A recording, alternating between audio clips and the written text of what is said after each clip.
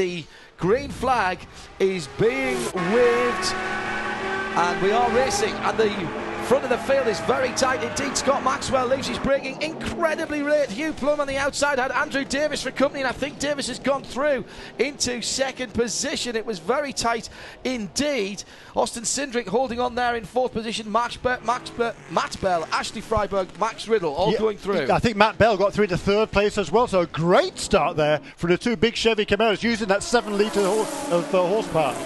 And there goes the second group, the ST cars. They take the green flag and will go down into turn 1. Everyone pretty much holding station, however, as they go through turn 1, as opposed to what we saw with the GS cars. It's a little tight, but everybody made it through. They're not all going to get through there, are they? Yeah, yes, they are. Sure did. Great start there by Justin Piscatel in that pole-sitting car for Murillo Racing. He holds that inside line now into the West Horseshoe, and in ST it is the Porsche Cayman, that orange and black car. Justin Piscatel who leads.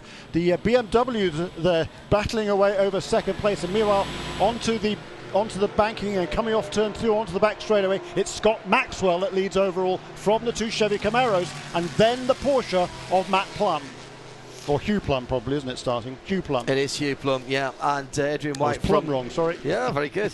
Adrian White from IHG doing a cracking job. There goes the Porsche. Porsche goes back goes around the outside into the bus stop to take back third position. So that Mustang sure does have the horses down the back straightaway. Back onto the oval again and into stock cars turn 3 and 4. The battle is between Porsche, that's European engineering and proper American muscle, with the Camaro sitting right in the wheel tracks.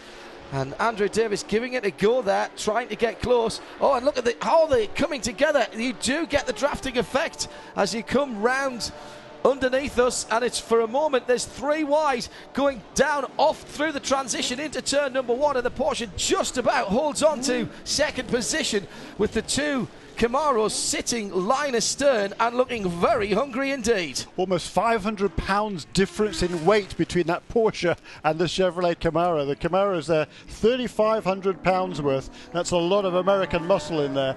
And the Porsche weighs in at 3,075 pounds. So that's how much difference there is. But that's a stock car. That's a full house Sprint Cup car, weighs in at about 3,500 pounds. So that's exactly what you're talking about there, on a very demanding street course. And I've just been driven round it, road course, excuse me, and you forget how technical the infield is here, and there's some very fast approaches indeed down to the western hairpin where they are at the moment, the horseshoe, and then that transition back out where the leaders are now, through the short chute and up onto effectively turn 1 of the oval before you start coming round.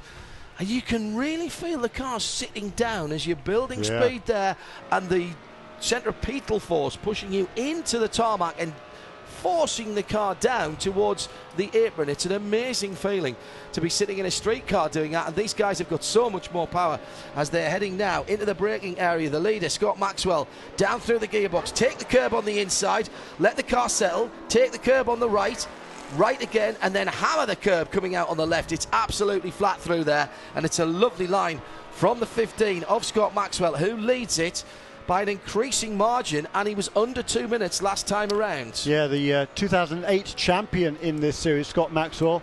He had a birthday a couple of days ago as well, and celebrated that very nicely by qualifying on the pole position. And here is in the, as you say, the early stages, put out now a pretty handsome lead there over that battling Porsche, I should say, and Camaro, and the two Camaros. And then right behind them is the Aston Martin of Max Riddle in car number 07. And there's Austin Cindric down to the inside. That battle for 6th place, 6th and 7th is very, very close, along with Ashley Freiberg, and also tucked up in that battle the best of the Nissans, that is Brad Jaeger in car number 14.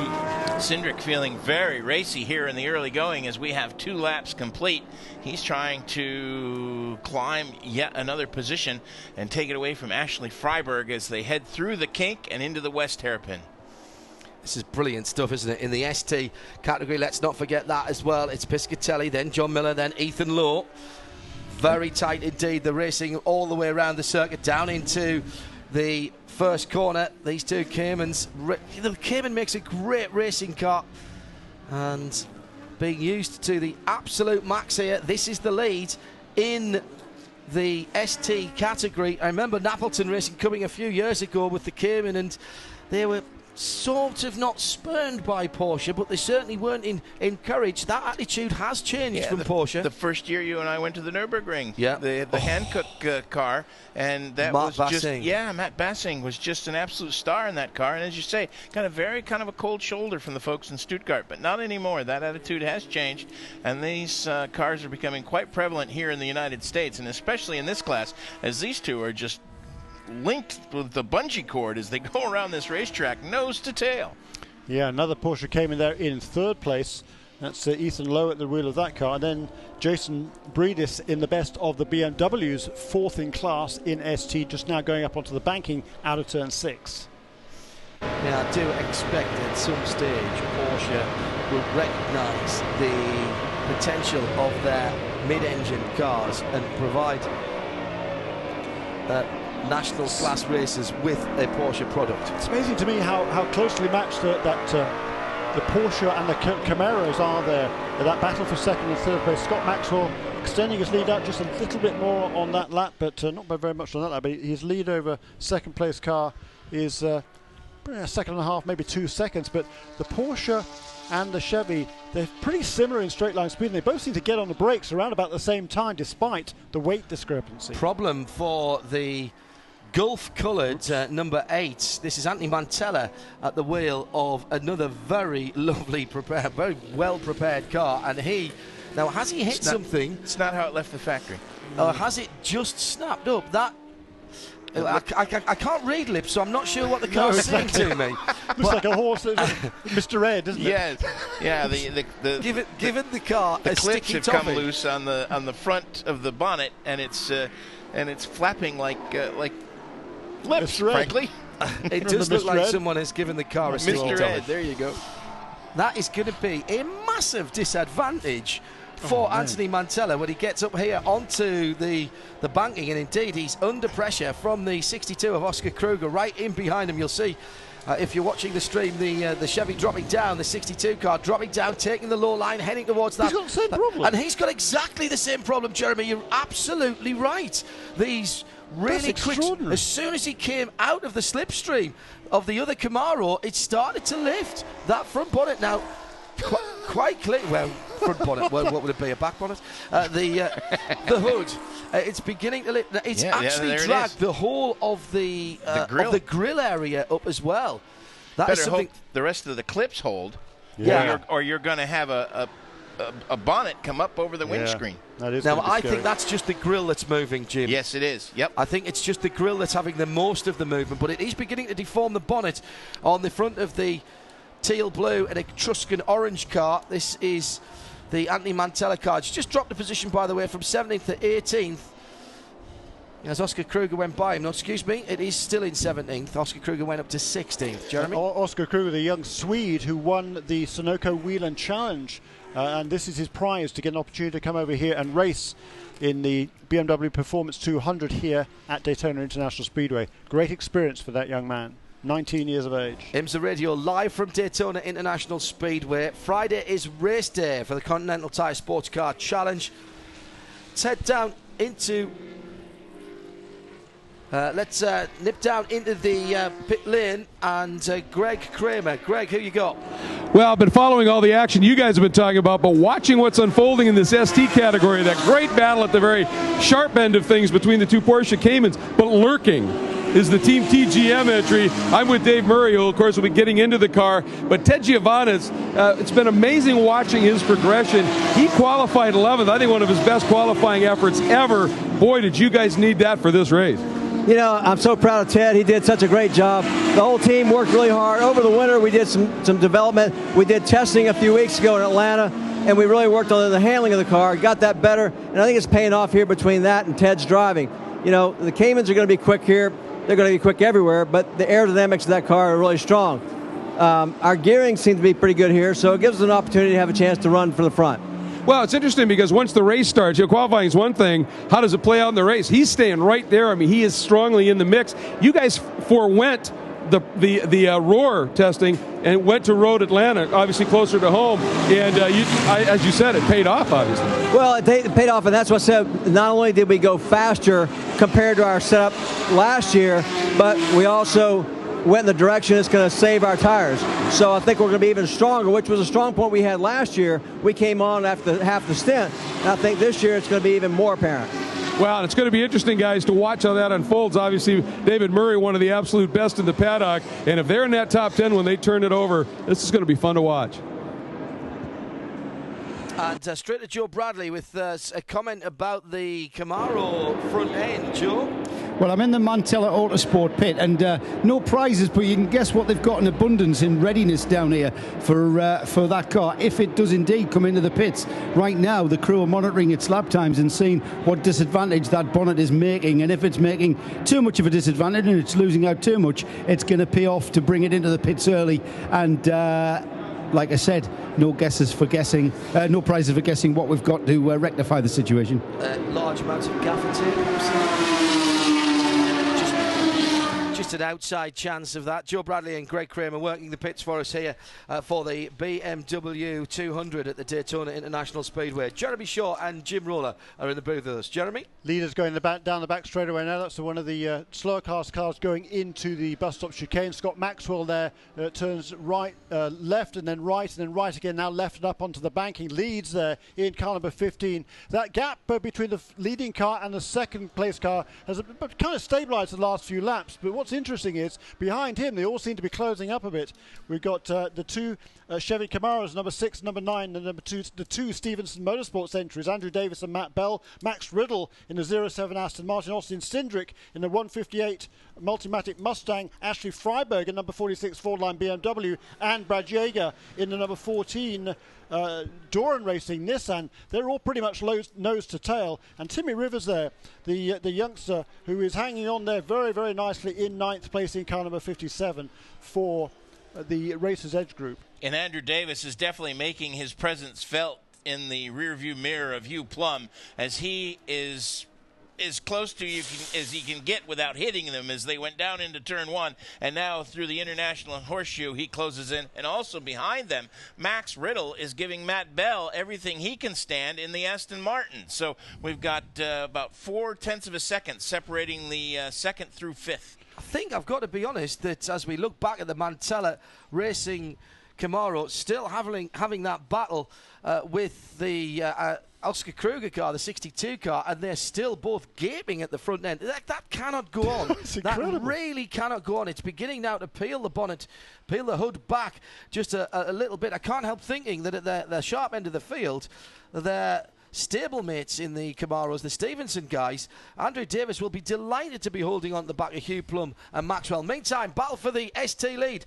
Piscatel and John Miller side by side, and it looks like the 18 is going round. John Miller has got position now. Can he get down on the inside? There is, in rowing terms, clear blue water between them. He takes the line, drops down into turn 1, and that is a change of lead. And John Miller leads in ST after just 13.5 minutes of a 2.5-hour race. Nice move. Classic piece of speedway drafting. Absolutely right, and we've got a battle for the lead in GS almost as well, because Scott Maxwell's lead is not extending anymore. It's actually shrinking a little bit, although he does pull out a little bit of an edge there that time through the bus stop chicane.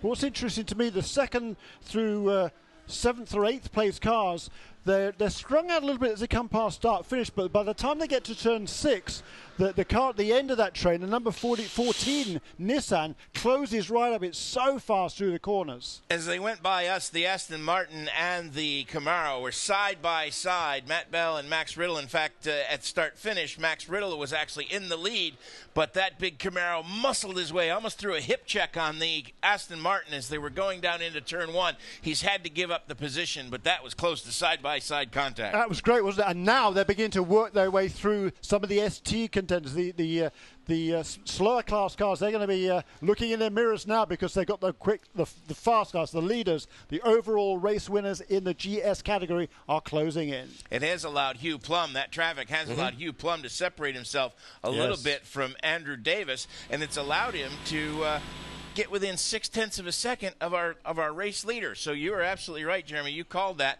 the Scott Maxwell's lead is starting to shrink a little bit. Well, before we get more action on the track, let's head down to pit lane and get some more comment. Here's Greg Kramer. Absolutely. You just talked about that great pass for the lead that John Miller put on. I'm with his co-driver, Adam Isman. And Adam, you obviously had some success in the Cayman last year with the team you ran with at that point. A win, some poles. I mean, obviously these cars are quick, but Miller's giving it one heck of a ride with this relatively new program. Exciting. Yeah, the first thing I want to do is thank all these guys that are standing in this pit box right now. They worked their absolute butts off getting the car ready for this race. And, you know, it's a brand new team, but we're all gelling really well. The car just got ready last week, so we want to keep our expectations realistic for today, and so far so good. How did this program gel? I mean, it was suddenly we heard about this new team coming online, and you guys have been quick right out of the box. Yeah, it seems like it, but they've actually the core guys have been together for almost a year. They built the first car last summer, and they've done quite a bit of testing, so they know the platform really well, and they work really hard, and that just shows in how we're doing this weekend. I've had the pleasure to announce John in another series for a few years, and he picked up the moniker there, Mr. Excitement. Now you're seeing why. Yeah, I know he's putting on a good show for everyone right now. He knows his job is to be smart and lead a few laps and bring the car back, and yeah, we'll see what happens. It's going to be fun to watch this young team, guys. And the leader now, thanks Greg, heading through traffic, and that's danger time for Scott Maxwell, who has Hugh Plum absolutely in his wheel tracks, but he dives left and right, carving his way through, well, actually not just the back markers, the midfield of the ST class now, Jeremy. This is really experienced, sensible driving from Scott Maxwell. He's doing just what he needs to do. Doesn't have to get too excited. Being patient. Yeah, and a huge amount of experience. Scott Maxwell loves this racetrack here at Daytona. He's had poles here. He's had a couple of poles, I think, for the Rolex 24 in the past. Absolutely loves this place. Always goes well here. But as you say, using his head, using the grunt of that 5-litre Ford Mustang engine to get off the corners and hold that little Porsche at bay. Torque is your friend. Yes, indeed. Behind him, Max Riddle has finally made it stick on Matt Bell and has put the Aston Martin into 4th position. So we've got Mustang, Porsche, Camaro, and Aston Martin now as the top 4. That sounds good to say that, Mr. Roller. It really does. IMSA Radio live from Daytona International Speedway. 17.5 minutes gone, just under 2.25 hours still to go. Yes, that's right, 2.25 hours. It started as 2.5. Looking forward from Scott Maxwell to a little bit of clear track as he comes round, and here comes Hugh Plum. He's got the draft. I'm not sure he's going to be close enough to have a dive down the inside. No, he is, and looks to driver's left, gets to the rear quarter panel, gets side by side, noses the Porsche ahead, and he's got the lead, but now he's blocked, and ironically it's by a Kim, and he moves up half a lane at car's length, and he can't get it done as Maxwell just allowed himself to basically used the cars ahead as a bit of a pick and got through, held on to it, and that is exactly what Jeremy was saying, Jim. That is the experience of Scott Maxwell. Didn't fight it early because he knew Hugh had nowhere to go. And also, it was interesting because both cars actually used the lap traffic to their advantage. What do I mean by that? Well, Hugh Plum was close enough. He was able to get a little bit of a draft off that Cayman, and that gave him enough to get by Scott Maxwell. But then Scott Maxwell used that helper as a pick and used him to take back that top spot as they were going through turn 1. Can't race here every week. Yeah, that was so much fun. I mean, two of the most experienced drivers in the field there were Scott Maxwell and Hugh Plum. And they've both been around driving these cars for a long, long time. It's a great battle for the lead. And the lead had just been comprehensively chopped there by the next level European Porsche Cayman. Not sure whether it's Dan Rogers or Seth Thomas who started that car, but once again, Dan. It was Dan, thank you. Once again, Scott Maxwell having to use all that experience in that dark blue Mustang. It looks actually a real throwback, that car, because there's not a lot of decals on it. It's a very dark blue colour, and if that was a 43rd slot car and a Mustang from years gone by, you could absolutely see it racing in that colours. Into the bus stop again for the leader. Yeah, a couple of cars to watch here. First of all, the fastest lap of the race so far, I think, has actually been set by Ashley Freiberg in car number 46. She's running in 7th place in that 4-line BMW. The other guy that's really on the move is Tim Bell in car number 28. Tim Bell is the youngest team owner in a Continental Tire SportsCar Challenge.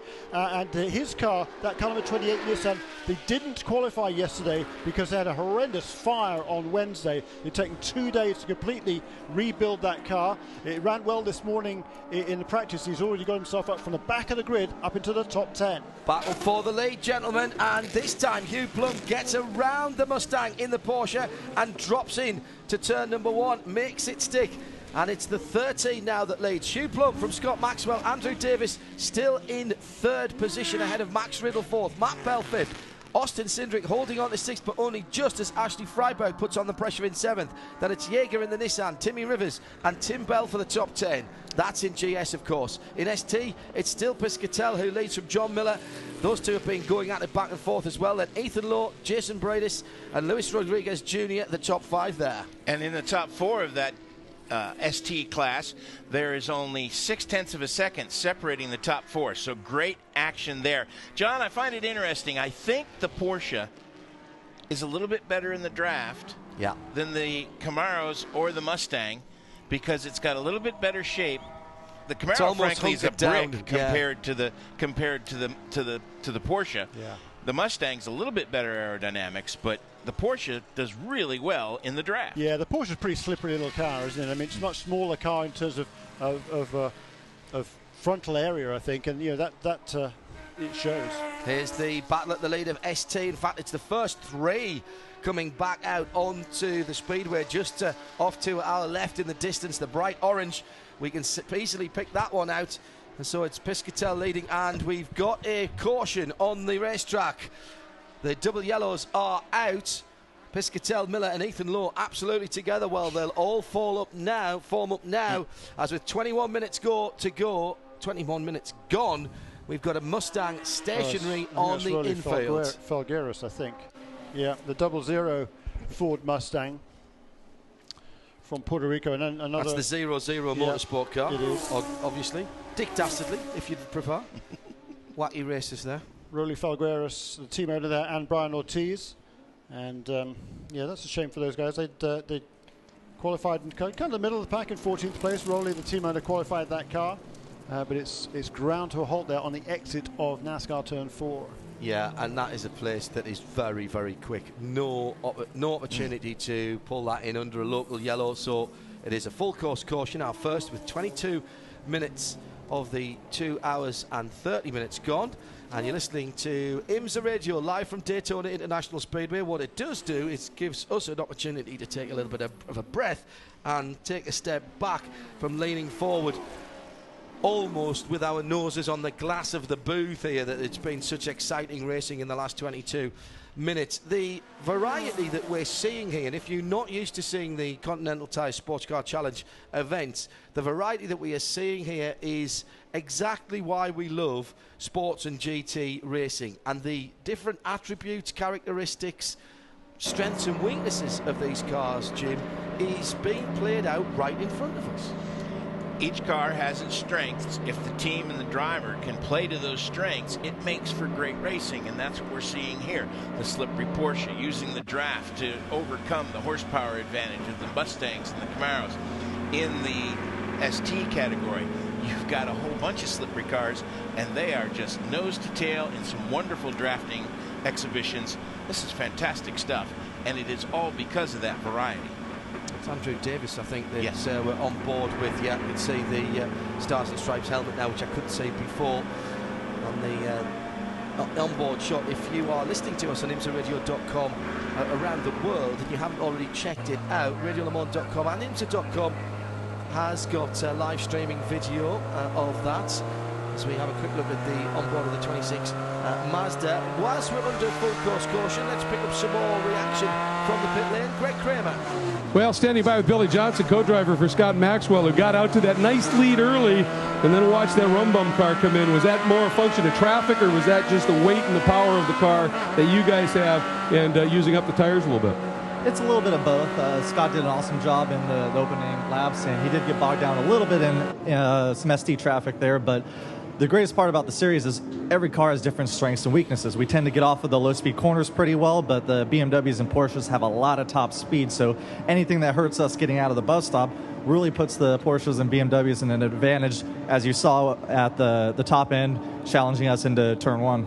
Absolutely. So is this caution for you guys kind of a good thing to cool things off just a little bit and get the ST traffic maybe split back again?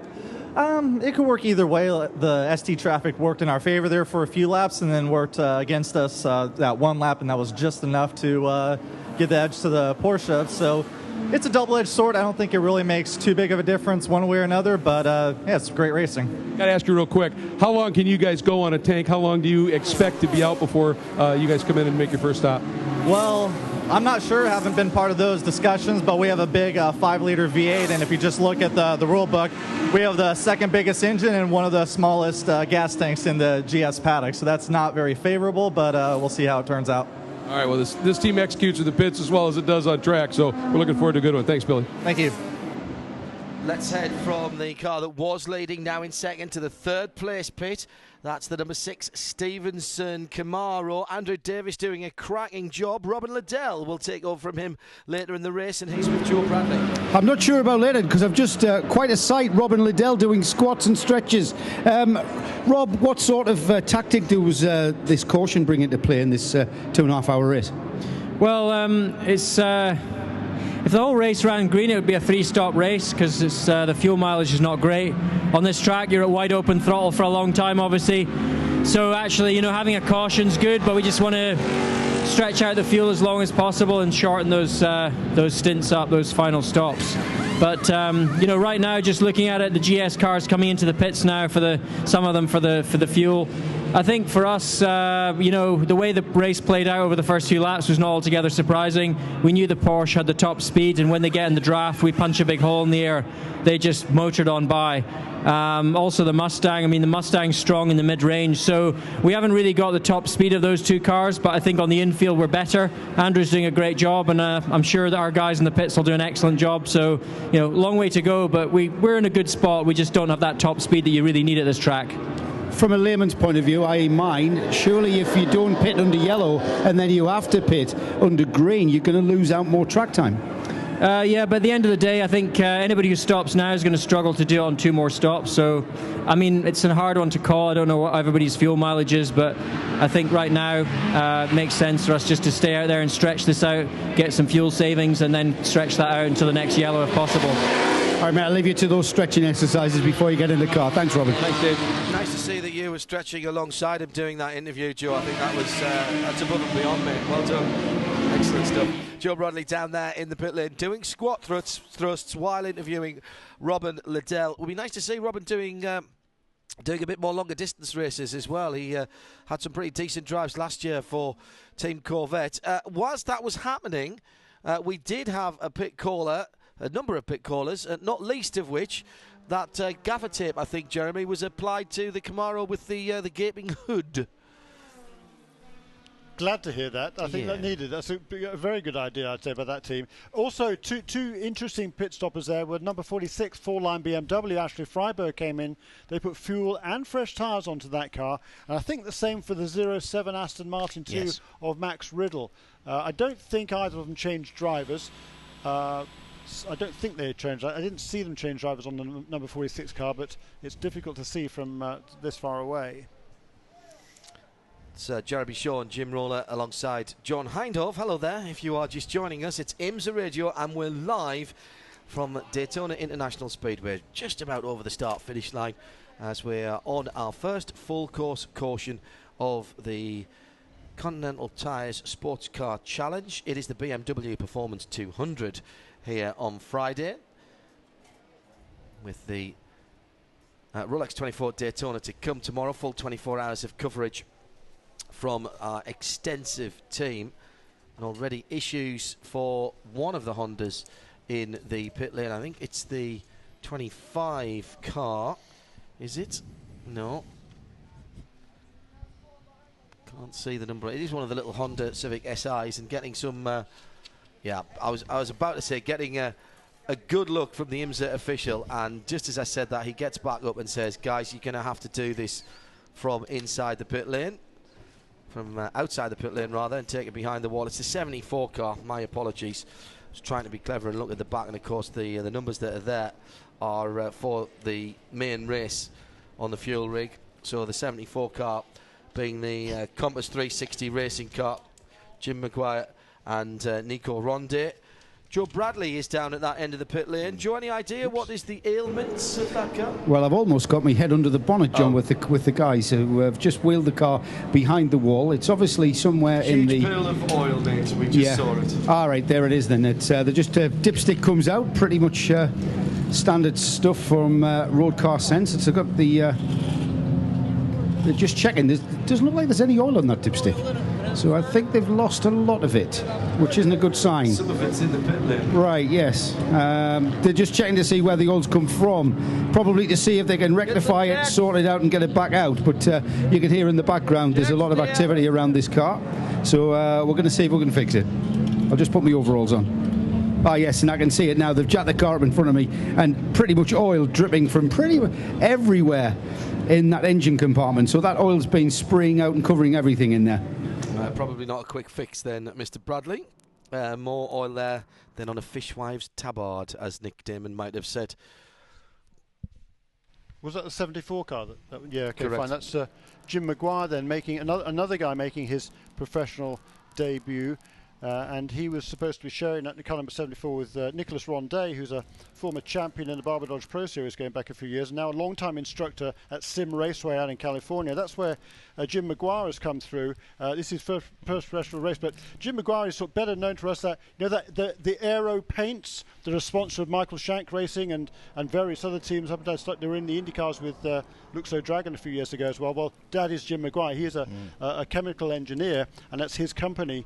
Is Aero that is, and he's making his debut this weekend. Rather too much of the chemical dropping out at the bottom unfortunately. of the car. Nico is a great guy actually, and I've spent a lot of time with him at Mazda it was at Sonoma, wasn't it? The Sim Raceway driving centre, although that has just moved to a Mazda Raceway Laguna Seca. I was reading the other day, and Nico's a great guy. We've had a lot of fun in Audi TTs around that circuit. Yeah, and talking about it, they are going to be racing an Audi from the next round at Sebring. New RS3 is going to make its debut here. That's a very nice piece. It is still, of course, with the full course caution out, Hugh Plum, who just took the lead before that yellow flag came out. They are coming to the green. There will be no further wave by, I've just heard from Greg, so we're going to have lost about 10 minutes. It was just on 22 minutes, it's on 32 minutes now, and it looks like the green is in the starter's hand on the flag stand right underneath us. And there's a bit of chat going on as if to say, well, if they're all looking okay, we might give them it this time. The BMW lead car has the lights out, does it? Yes, it does. And so it's down to Hugh Plum to defend from Scott Maxwell. Andrew Davis, what sort of a restart will he get? Matt Bell, Austin Cindric, Brad Yeager in the Nissan, then Tim Bell, Cameron Lawrence, Nick McMillan and Martin Barkley now in the top 10. In the number 80, he's popped up there. And Ricardo Flores, the Peruvian, who's also making his debut in the Tudor Championship this weekend as well. So coming back to green flag racing here at Daytona International Speedway. Thanks for joining us as we bring you Friday afternoon coverage of a 2.5 hour classic piece of sports car racing with the Continental Tire SportsCar Challenge. It's the BMW Performance 200, and it's about to get back underway as the green flag is in hand. It's in the air, it's waving, and the LED lights above the start stand go green as well. And Hugh Plum gets on the power nice and early. Can he hold off the rest of the field down into turn one? They drop through the transition. Yes, he can. Maxwell dropping in. He's lost a couple of places. Couple of cars lengths rather to the leader there as they went onto the infield. Max Riddle in that 07 Aston Martin made a sensational restart there. He must have passed half a dozen cars. He was one of the guys that made a pit stop during that caution period. Boy, he just flew past everybody around the outside going into turn one. Brilliant move by Max Riddle. I think he's up into ninth place. That's incredible. Hugh Plum then still leading it, but under pressure from the dark blue Mustang. What a great looking car that is of Scott Maxwell in second place. This could be any time in the last 50 years, well 40 years certainly. You've got Porsche against Mustang, and then the two Camaros of Andrew Davis and Matt Bell, the two Stevenson cars. A little bit of a Nissan rivalry there, as it looks as though Matt Bell is forcing Andrew Davis to take a slightly defensive line. The number 9, Matt Bell, with the blue Eagle decals on the back of the car, the red on the third place car of Andrew Davis, and they've dropped back a bit. Now they need to be smart here. They could tow each other back to the leaders. They need to be nothing but a phone book's width between the rear bumper of one of those Stevenson cars and the front of the other, and they are doing that now. But then Matt Bell pulls out, gives himself a little bit of a look, and that is forcing Davis onto the inside line. But they are quick around the banking. Top 5 absolutely together, with Austin Cindric in there in the 158, and we haven't even had a full lap of green flag since we went back after that 10-minute full course caution. Yeah, and Max Riddle there made up another place going into the bus stop as well in that Aston Martin. He just blew past one of the Nissans. Tremendous drive by Max Riddle. And you're talking about that strategy, as we heard from Robin Liddell, it's a bit risky to make your stop early on. Well, Max Riddle has made that strategy work so far. Scott Maxwell trying the outside now as they come underneath us. He'll try to go around the outside of the Porsche going into turn 1 and makes it stick. What a pass by Scott Maxwell. And there wasn't quite as much clear blue water as there had been when the Porsche pulled that one off before. Scott Maxwell made it his, got position, and then was absolutely uncompromising as he dropped that Mustang down onto the apron and the apex. Here's the battle going past us now in the ST field with Piscatell and John Miller very close together, and it looked like John Miller had gone through there to me, Jeremy. Well, no, Justin Piscatell took that lead back again, because you remember it was John Miller who took over the lead. Yeah, before the caution. So Piscatell has got it back again. You can see now the orange and black Porsche Cayman turning into the West Horseshoe there, and has the lead in ST.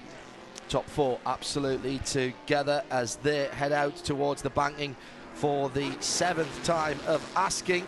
And then there's another little group of cars, just behind them. Cindric, Brad Yeager, Max Riddle, Tim Bell. Yeah. That's the next 4. There's the 28 of Tim Bell in that very brightly coloured Nissan 370. That's the car that had that big fire on Wednesday. He's moved himself up very, very nicely indeed. The team owner there, Tim Bell Racing. But Max Riddle's ahead of them both now, taking, of course, advantage. We're pretty sure he put on fresh tyres on that 07 car. So he's taking now full advantage of that fresh Continental rubber. And Cindric's going to be his next victim as he goes side by side. Into the bus stop. Are you kidding me? He's got it done. Wow, he didn't look like he was in control of that at any stage towards the apex, and yet he clearly was. He waved to the apex on his way by. Yeah, he did. And a heads-up driving there by young Austin Cindric, 16 years of age, and he had the presence of mind there not to do anything silly. He knew the other guy was on fresh tyres, let him go, live to fight on later in the race. Visual confirmation of the lead in ST, back with Justin Piscatell in the number 56 Porsche. And meantime, the battle for the lead is now 3 cars wide, and it looks as though Plum has got it. Can he hold on to it this time? He can. Plum goes through, and Maxwell and Davis again are back to second and third, and there's Matt Bell. It's still the top 4, Jim, absolutely together. And our 4th lead change as well. That's outstanding for sports car racing. This is great stuff. Yeah. Always get good racing here at Daytona because of the long runs and the short braking areas at the end of it.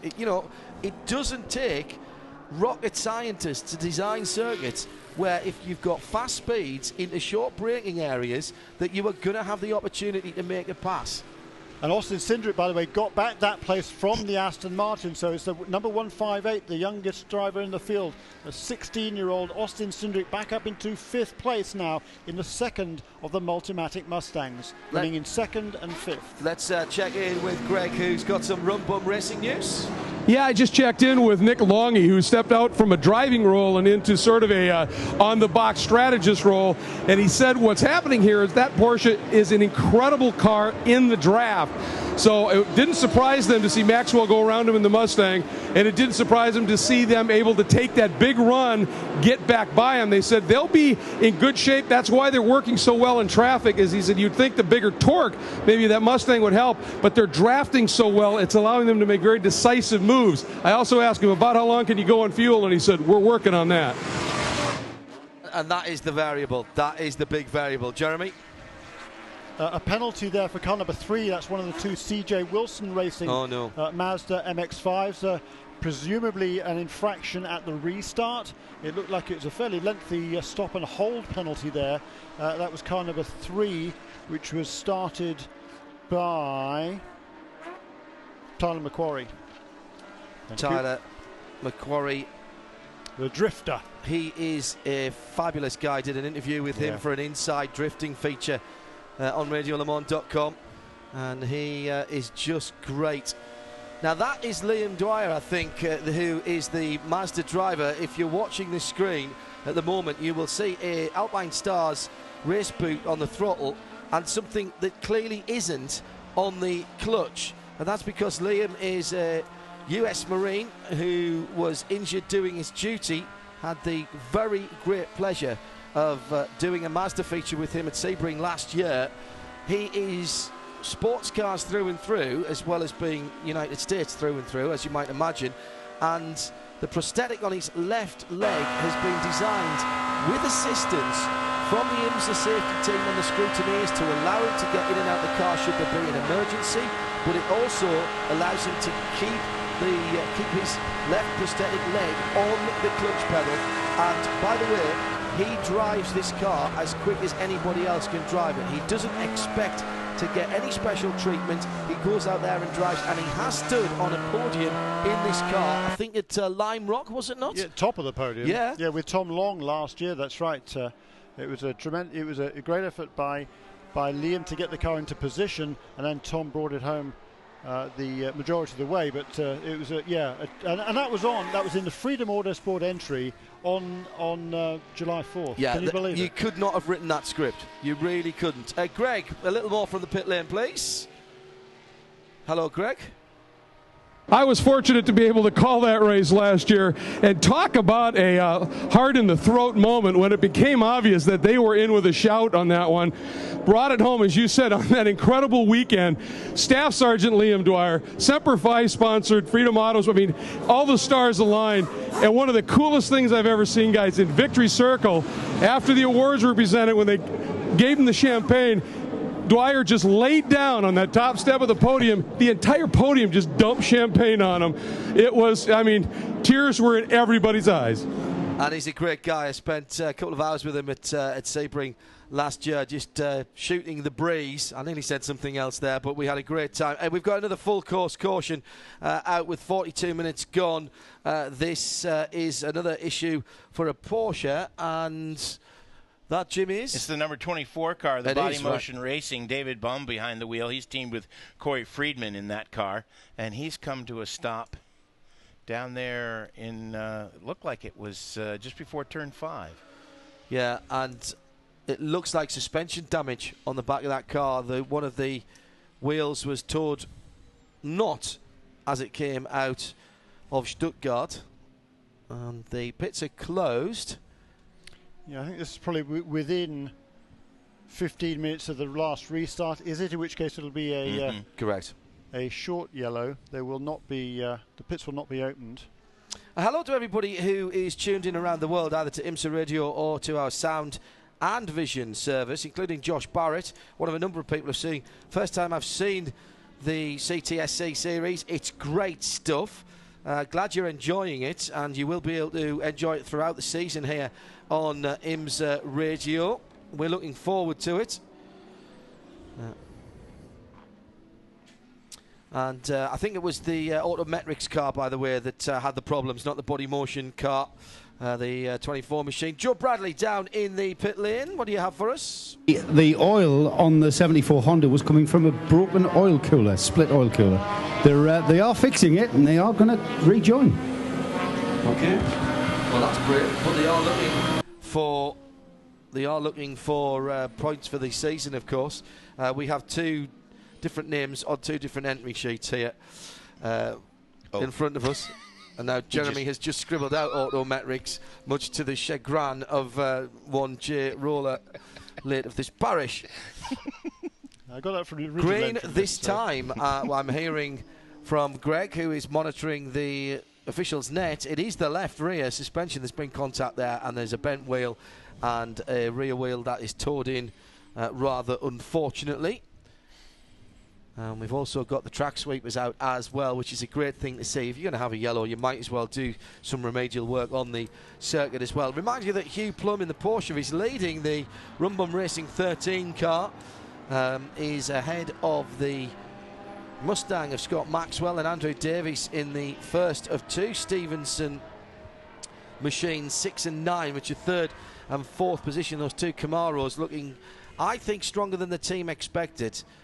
Certainly talking to Robin Liddell yesterday, he was thinking they would have to be just trying to hold on to the front of the field. I think now we can expect some pit stops when the pits are open, because by the time the pits are open, we're going to be 45 minutes into the race. So anybody who's getting out of the car now will have spent enough time at the wheel of the car in order to score championship points. So if oh, the pit. No, okay, right. It was a short yellow, wasn't it? Green, yeah. They didn't get an opportunity, therefore, because it was a short yellow. They didn't get an opportunity to open the pits, and therefore they're going to continue racing. But your statement is correct. Yes. The next time, yes, we do get a caution, there will be pit stop. And if anybody wants to take a bit of a gamble now, it might not be a bad idea, because they could make their pit stop. If there is another full course caution fairly soon, even if it's within 50 minutes, it will be a standard caution, because you don't have two short yellows at one back to back. So now actually would be a pretty good time to make a pit stop, because then when the pits are closed, everybody else will come in thereafter and you will cycle through ahead of them all. Heck of a battle right the way through the field. First 4-5 cars, and down the inside into fourth position. This is in the ST category. That looked very much to me like Jeff Siegel making a move on Jason Bridis, and did he make it stick? Yes, I think he he did. did. Oh, yes, yeah, he sure did. And there is the confirmation that the BMW is behind. So now we have 4 Porsche Caymans in the top 4 positions, and Jim, as a Boxster owner, he's got a Spider. He's very happy to see the little mid-engine Porsche doing so well at the front of the field. Same engine and rear clip I have. Yeah, absolutely.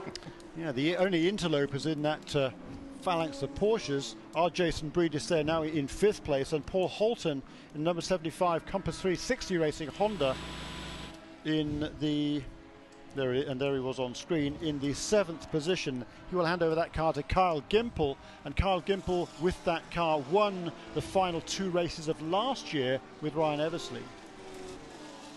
Our 6 leaders have come out of the bus stop and are now into Speedway turns 3 and 4, and they are, as they have been, just about, oh geez, there's probably no more than a second that separates the top 7, and this is just absolutely fantastic.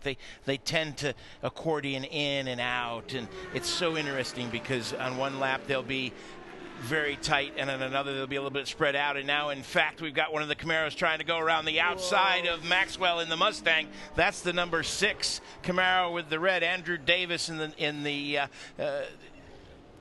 Camaro with the red trim, the red eagle on the rear quarter panel, as he tried to go around the outside and couldn't make it stick, John. Give it a go though, didn't Yeah. he? That was fairly aggressive driving, and it makes you think that they've been given the go, whatever the fuel numbers are looking like now. You heard Robin Liddell talking to Joe Bradley earlier on about that. Whatever the fuel numbers are, the guys at Stevenson might think they can make it work with just another 2 stops after their first one. It should be a relatively simple 3-stop race, but we are starting to get into the strategy here to see where people can go and how far they can stretch. Another full caution now would be very, full course caution now would be very, very interesting. Battle for the lead is on, Jeremy, and Hugh Plum is doing a great job to hold off Scott Maxwell. This is magnificent stuff. They're back up onto the high banks through stock car turn 1 and now into 2, and he's just pulling away. Even in clear air, gentlemen, I think that Porsche has got an aerodynamic advantage. Yeah, it's a great battle going on there. I'm also interested now on pit lane, because they've got the number 80 car, the 80 car, the Mantella Autosport entry. Martin Barkey, who did a fine first stint there, his first race in the first race in this Camaro, handed over that car now to Kyle Marcelli. We know how good Kyle Marcelli is, because we've been watching him in the American Le Mans series for the last half a dozen years or so. He's a really talented young guy, and he has taken over the wheel of that car. Several other pit stops also in the ST class, including Mike Lamara in car 23 for Burt Racing, handing over to Terry Borcheller. Those two won this championship 2 years ago. In the ST category, Piscatelli, Miller, Lowe, Siegel still battling it out.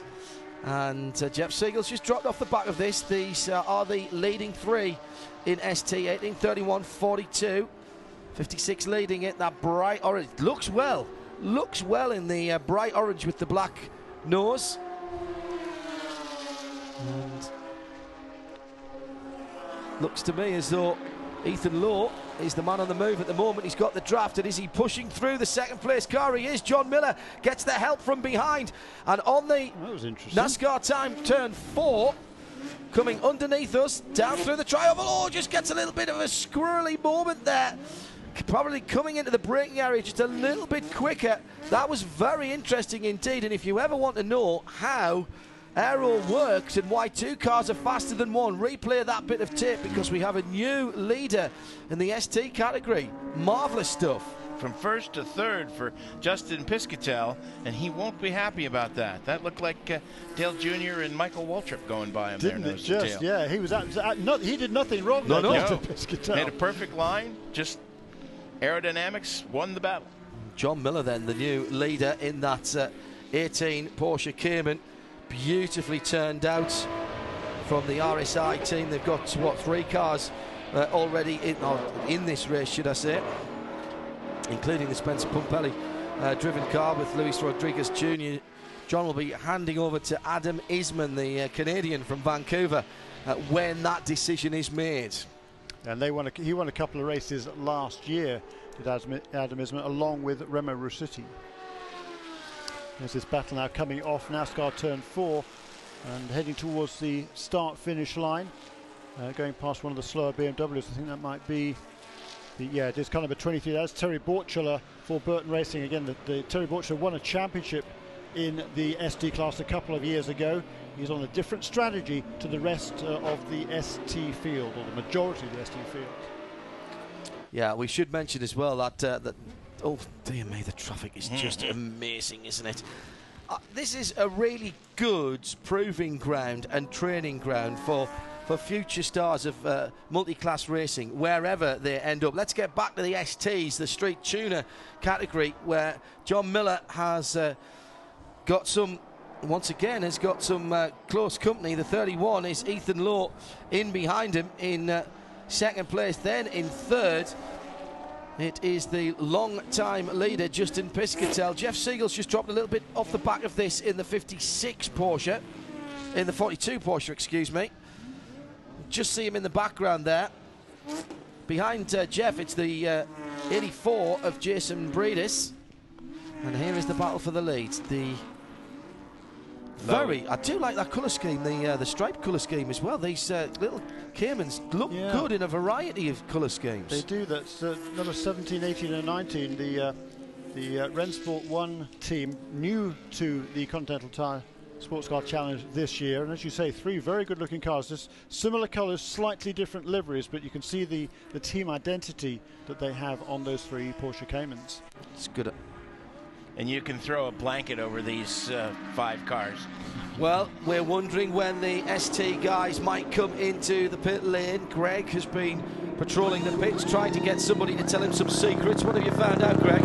Well, I mean, I found out this one just by observation. The Next Level European, that satellite team for Bimmer World running the beautiful Porsche Caymans, both of those cars have now stopped. The 38 came in a lap ago and put the gun, Seth Thomas behind the wheel. The number 83 is in, Zimmerman is out, and put Greg Liafouge behind the wheel. Greg was one of the absolute front runners in this race here last year with a strong finish. So that team now has played their hand in terms of putting the really fast drivers on board.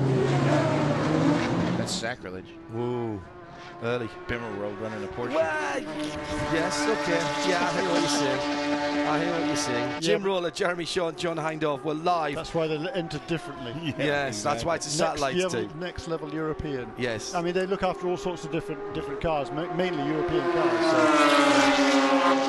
So. We're live from Daytona. It is the battle at the head of the ST field that we're featuring here on IMSA Radio, side by side. And Piscatell in the bright orange Porsche Cayman, the 56 car, trying to go the long way around and gets back into second position. How did he do that? What a slingshot maneuver that was. Now he's got to get the car stopped. It's John Miller ahead of him who is leading that category. Jeff Siegel just getting in the picture again, tantalizingly close in fourth position, but for the moment is unable to get in there. And then Jason Breedis in the BMW, the 84 car, in fifth position. That you would think this battling was slowing them all up. I'm not sure. Well, maybe it is. We're just starting to get the top 5 coming back together. That was unbelievable. That was sheer power, Jeremy, because he didn't have any help when he made that pass. When he got passed by the other two guys, it was obvious that it was the draft. He drafted low and just made it stick hard going down into turn number 1. That was absolutely fantastic stuff.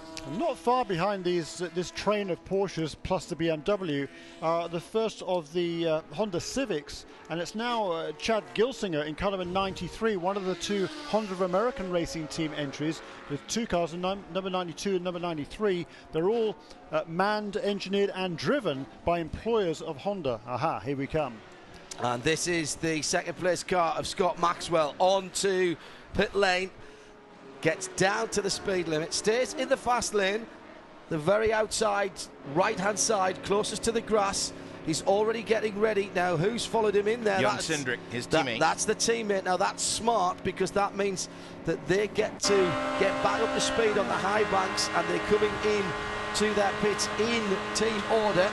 Meantime, out on the banks, the race continues. There's the pit stop going on.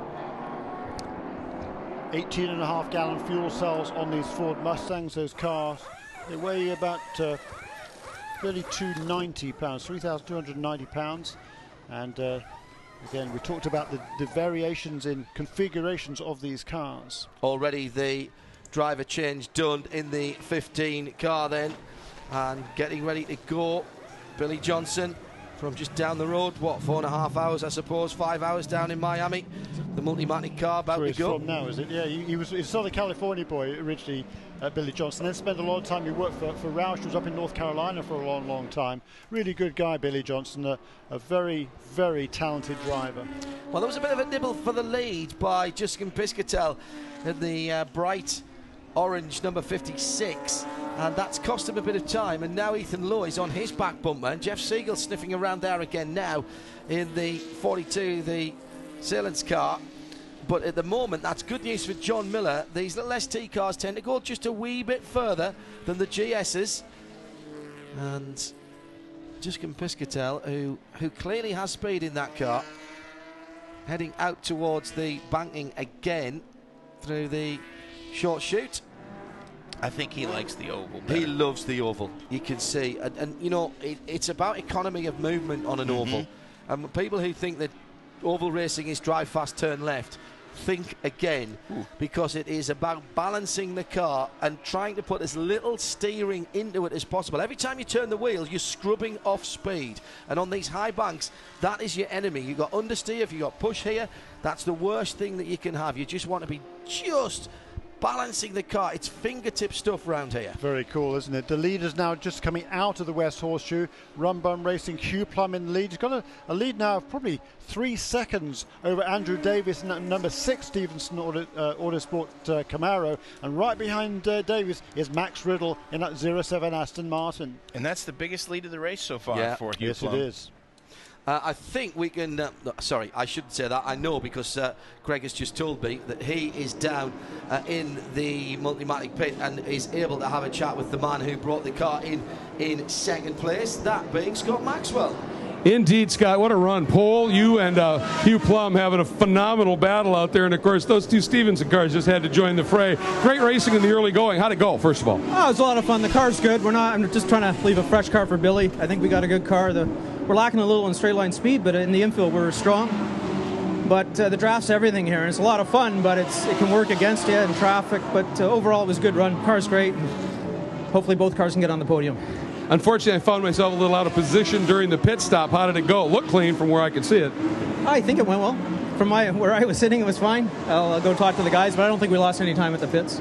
Teamed up this year with Billy Johnson. Boy, that's strength to strength, obviously. How's that pairing going?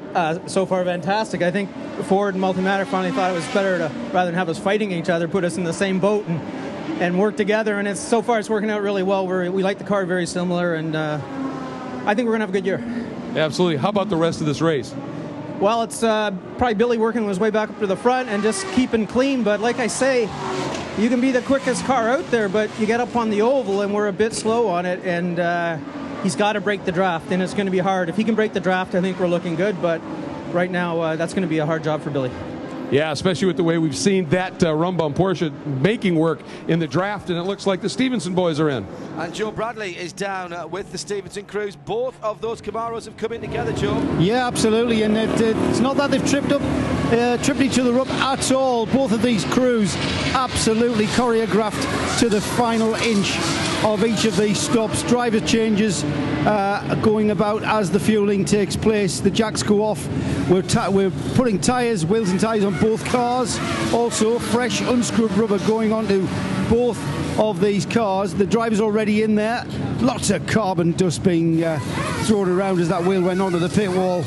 But the wheel nuts, remember, not just one solitary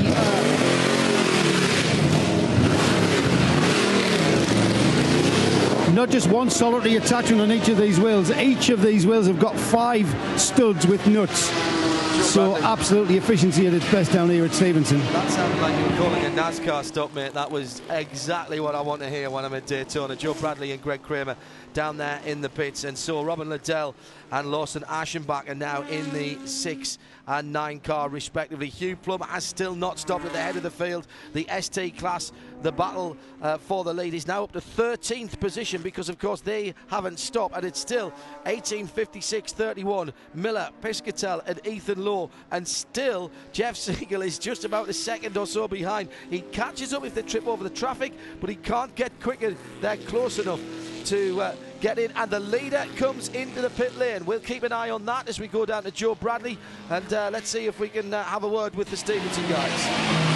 A very sweaty Andrew Davis. Andrew, you've handed the baton over to your teammate Robin Liddell, but that was quite an exciting battle from where we were. It must have been awesome for you. It was a lot of fun. I mean, it's tough at this track. You know, our Camaro's E28 is awesome, and the Stevenson Motorsports guys have done a superb job. But still, we just don't have the straight line speed on the Mustang or the Porsche or the Aston for that. But I could pull up on them on the draft, and it made it exciting into turn 1 every time. But then I couldn't get by, and then I could hound them in the infield, but once they put the power down out of 6 onto the banking, it was enough said there. So, but it was still a lot of fun. It's always great driving with Scott and Hugh. There's lots of great driving going on out there. And Matt was a great teammate to have behind me as well. We just tried to team up and work together. You know, it's still a lot to go here, so we got to just keep pushing. But really proud of the guys, and the car was really good. And the car's clearly still in good shape considering where you are at the front. Well, that's it. You know, you got to stay clean, and when you're up front, it's a lot easier to do that. And it's such a professionally run series, especially up front. We'll just we'll keep our nose clean until the end here, and then hopefully we'll be able to bring us some a good finish. Great job, Andrew. Thank you. That looked pretty clean, gentlemen. Jeremy and Jim were watching that Rum Bum Racing pit stop for Hugh Plum, who's now out of the car. Everything go all right? Yeah, good. We're all happy with that? Yeah, absolutely. Good stop there by the Rum Bum Racing team, and that car's come out with still a pretty good, well, you can see now that Matt Plum is just turning now into the West Horseshoe, and maybe 3 seconds or so behind him is the number 5 car. That will be Billy Johnson in second place. In third is the Andrew Davis car that handed over to Robin Liddell. So the Chevrolet Camaro there in third place. The first 3 now pretty much equidistant, probably about 100 yards between each of them, and a similar gap back to the second of the Multimatic Mustangs. Let's get down into the pit lane whilst we wait for the pit stops to cycle through and get a proper sense of what's going on. The man who brought the Rum Bum Porsche in the lead was Hugh Plum, and he's with Greg Kramer now. He is, and I'll tell you what, Hugh, not only a great drive, but how many times have we seen this crew execute a stop? Boy, did you do it again, cleanly out in front of everybody else. Remarkable. Oh, my God. You know, I can't say enough about these guys. It seems everything they do just, you know, A+. So I've got to live up to doing the same. Continental Tire was really great.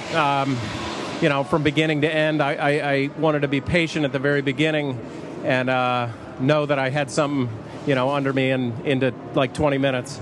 And that I did. So, well, I'll tell you, when you are driving this car, a drafting battle is exactly what you want to get into because it drafts so well. It looked like that was really making the big difference out there. Yeah, that really was the big difference. The draft, you know, I got a lot of lucky breaks in traffic that I was able to, you know, hang Scotty behind me out to dry a little bit, hopefully. But really can't thank Yeah, Louis Picardi, enough. Matt and Rumbum guys, Nick Longy, awesome.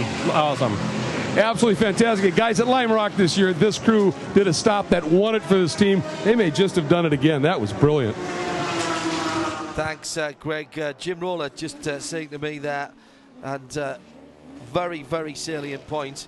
I'll put your mic up this time, and you can say it to the rest of the audience as well. But we've got a new leader, of course, now, haven't we, Jim? Max Riddle, who pitted earlier. He pitted under the first caution. It's going to be very interesting to see how his strategy plays out as he is off sequence. He is, because he's made a short stop, and the other guys have all made a long stop, if you get my drift, because he came into the pits after, 20 minutes or so into the race, so he only needed 20 minutes worth of fuel. Everybody else has made a pit stop and needed a full tank of fuel. So that is why the number 07 car and the 46 in second place with Ashley Freiberg has just been passed, actually. Oh, she's coming to the pit lane now. And we've got also an issue for the number 19. This is another one of the Rennsport 1 cars. It's a right rear puncture on that car, and it is turned around for half a lap or so, but kept on the apron, so no need for a full course caution. Must have been close to a stop anyway, so has lost some time, but it's not disastrous for that ST car. The leaders, by the way, the ST category now just on the edge of the top 10, 11th on down for the top 5, and it's still Miller, Piscatell, Ethan Lowe, Jeff Siegel, and the BMW of Jason Bradis is the only non-Porsche in that quintet. So at the head of the pit lane is the championship winning car from last year for Four Line Motorsport. Ashley Freiberg has brought that number 46 car onto pit lane. She will hand over to last year's champion, Trent Hinman, the youngster. Incredible to think how much success he's had already at the wheel of that car. He's still only 19 years of age, and he's from Wayside, New Jersey, and Trent Hinman is now back out of the pits and on his way. What an age range we have here, all the way from Austin Cindric, who's 16, up to Jim Click, who's 70. Yeah, it's fabulous. I love it. Hello to everybody around the world who's tuning in live to IMSA Radio. Great to have so many of you enjoying our coverage on a Friday afternoon, Friday evening, of course, if you are in Europe, coming up to, a 7:45 in the UK, 8:45 in Central Europe, and clearly a lot of you are starting off your Rolex 24 Daytona weekend early with a very interesting Continental Tire SportsCar Challenge race. It's the BMW Performance 200 live from Daytona. John Hindhaugh, Jim Roller and Jeremy Shaw in the booth. It's Greg Kramer and now Shea Adam down there in the pit lane. Good afternoon, Shea. The ST pit stop starting now. Goodly portion of this race still to go. It's still a bit of tension down there, I would have thought. Oh, for sure there is tension, and it is right. But I'm just at the Burton Racing pit right now, where a smoking Continental Tire has been removed from the back portion of that automobile. No driver change, just gave him 4 new boots and sent him back out on his way. But that will certainly throw a wrench in their plans. The tensions are high. Yeah. That is the car that won the championship 2 years ago, Terry Borcholo. We've already talked about him a little while ago. He was in that car was in the pit lane. Mike Lamara handed over to Terry Borcholo. So we saw a puncture on one of the Caymans as well. So are we putting two and two together and finding out maybe there's some contact between those two different teams had punctures, and that's a big blow for Terry Borcholo. We're seeing some smoke coming out of the back of the number 9 Camaro, who is now, that car's being driven by Lawson Aschenbach. He's chasing Jade Buford in the 158. Buford took over from Cindric, and now as they come down the front straightaway, it looks like Aschenbach is going to try and make the move around the outside. He's not going to get it done as they go down into turn 1, as Buford does a great job. Now side by side, Buford holds his position and is able to keep the position, but now on the switchback, nope, as they go through the little chicane, he's able to hold that position. But we did see a replay of a little bit of smoke coming out of the back of the 9. It was on the bank end. I don't know if he's got a tire rub or if it was something coming out of the left bank of the exhaust, but there was a little bit of smoke that came out of the back of that car. So Lawson Aschenbach then with close company now. The number 9 sitting in behind Jade Buford, the blue and white Mustang with Aschenbach right in behind him. Karl Marcelli in 10th position is just a wee bit further back in the 80. And now, is this a problem for the 65? Whoops. Look at the transition as he pops up there. Yeah, there's a problem. That looks like the 65 BMW in the ST class does have some kind of an issue. This is the Murillo Racing 328i. Justin Piscatell is listed in that car as well with Tim Probert and Brent Morsing. Yeah, Justin serves as the driver coach on that car, generally speaking. That's why he's listed as a kind of reserve driver. But does that mean he can also take the car out in practice and do a bit of setup work? If required. He doesn't. He's concentrating on the Porsche this weekend, but if required, yes. But interesting overall now. We've got this battle going on coming into the bus stop between the Ford and the Chevy. Isn't that always cool to see? The number 158 and the number 9, Jade Buford and Awesome Lawson Aschenbach. That battle now for 8th and 9th place. It's still Max Riddle that leads in the 07 Aston Martin, wherever he is on the racetrack. Second place is Mike McGovern, who's taken over in car number 2. That was the car started by Jim Click, the oldest driver in the race. And it's this battle absolutely side by side or nose to tail now as they come. Camaro doesn't have the ponies, Jeremy. No, pulled out, got the draft. It's look at the width of the car. So it's pushing a much bigger hole through the air. It seems as though he got the draft. He was in perfect position there, and Jim Buford couldn't do anything. Just had to sit on the yellow line. That's the right thing to do. Stay down on the yellow line. Make your opponent go the longer way around. As soon as it came out the draft, there was an issue. Now another Camaro with problems down in the pit lane. No, this looks like it's a relatively sensible stop. But that was that car we saw earlier that was battling with the Golf-colored car. This car is the Sunoco colored car that is very reminiscent of Mark Donahue's old Penske Camaro. Is it ever? Yeah. Is it ever? And that's the Whelan Sunoco scholarship car. Oscar Kruger started that machine. But what I was going to say, back to leader. So Max Riddle now is running in. Actually, Mike McGovern is in the lead of the race. He's just overtaken the 07 Aston Martin. Where are they on the racetrack? Yes, must have. They've just gone across the line. They must be coming. Mike McGovern, hugely experienced. He's been around the sport a long time instructor at the Bob Bondurant School in Phoenix, Arizona, and he's taken over the lead of the race from the 07. No, they're not. Where are they on the racetrack?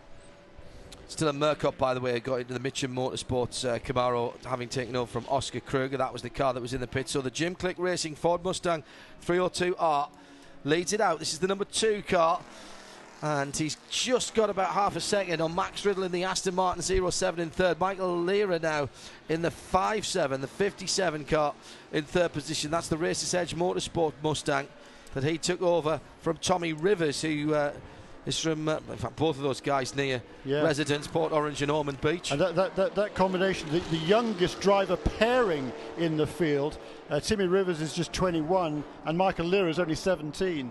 And here again, so the combined age, those two, is half with the age of several other drivers. Here again, the Camaro gets position, goes to the outside, hits the big blocker there, drops back, not just a bit, but maybe a couple of cars lengths. Well, let's see where Mike McGovern is as he's coming through. Remember, the 7 car, the Aston, stopped very, very early on a previous caution, as we're still watching this battle for 8th and 9th position. Robin Liddell is ahead of them. Then it's Billy Johnson, Trent Hinman in 5th position, Matt Plum in 4th. Then Lira, Riddle and McGovern coming towards us now across the start-finish line. Nice pick up from the guys as the leader comes across the line underneath us. It was 0.3 of a second. It's going to be a wee bit more than that. It's 0.7 this time around. And Mike McGovern then leads it out in traffic as into the pit lane comes one of the ST leading cars. Ah, yes. And Greg is down there.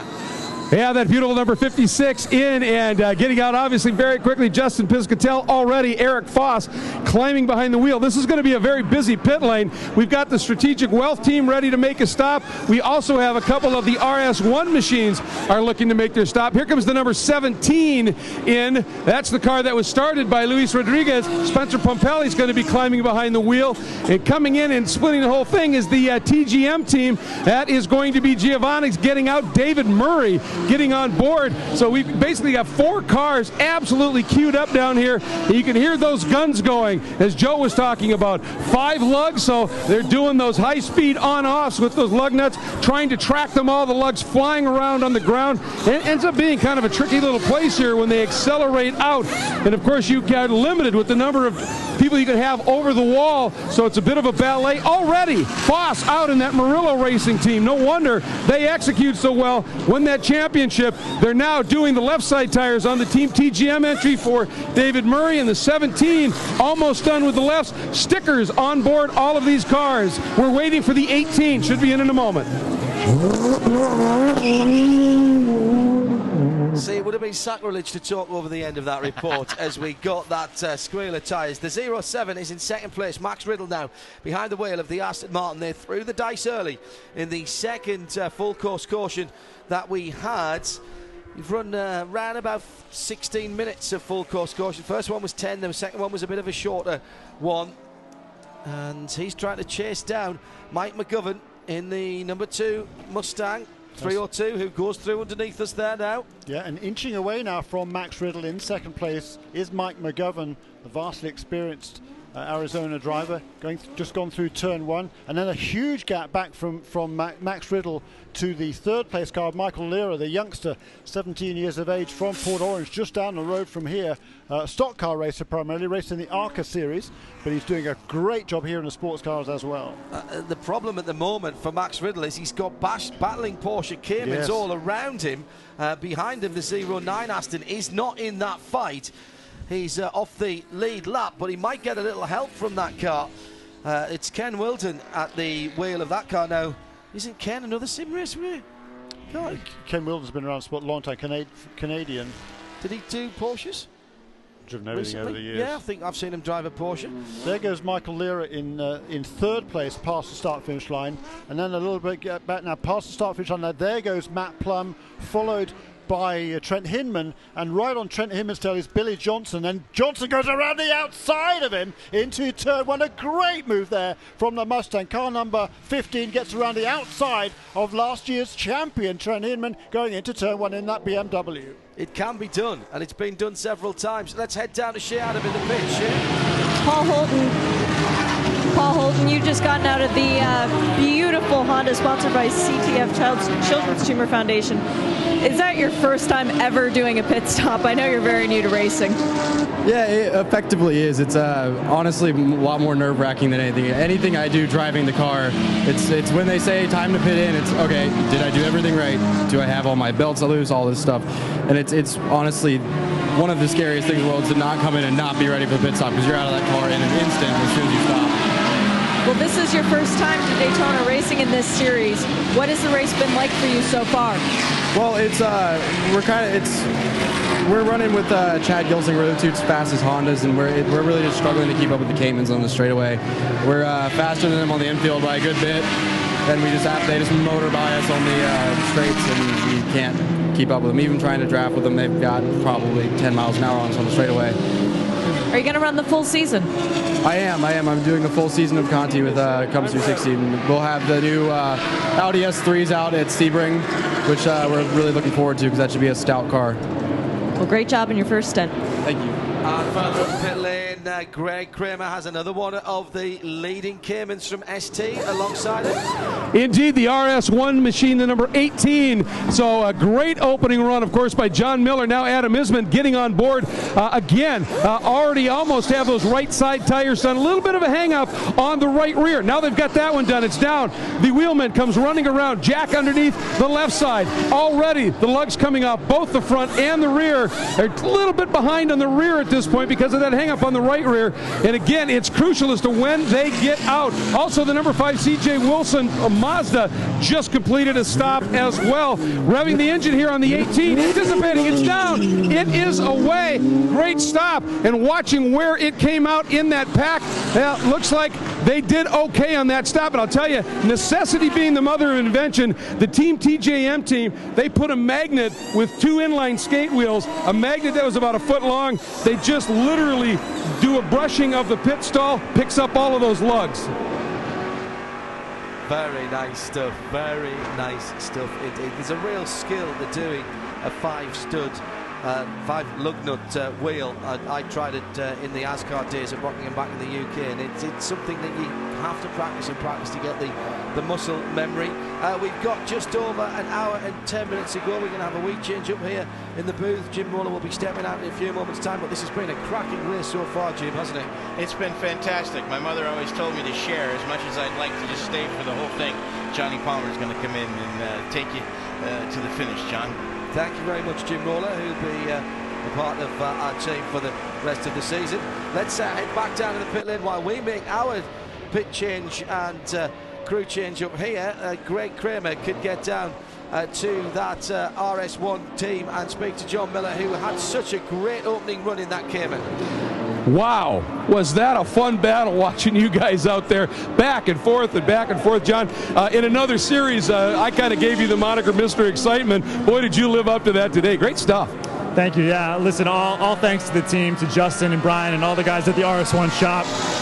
Literally 30 days ago, this race car was a street car. These guys busted their butts all through the holidays to make it a brand new race car that turned the fastest lap of the session. Its first time ever on track.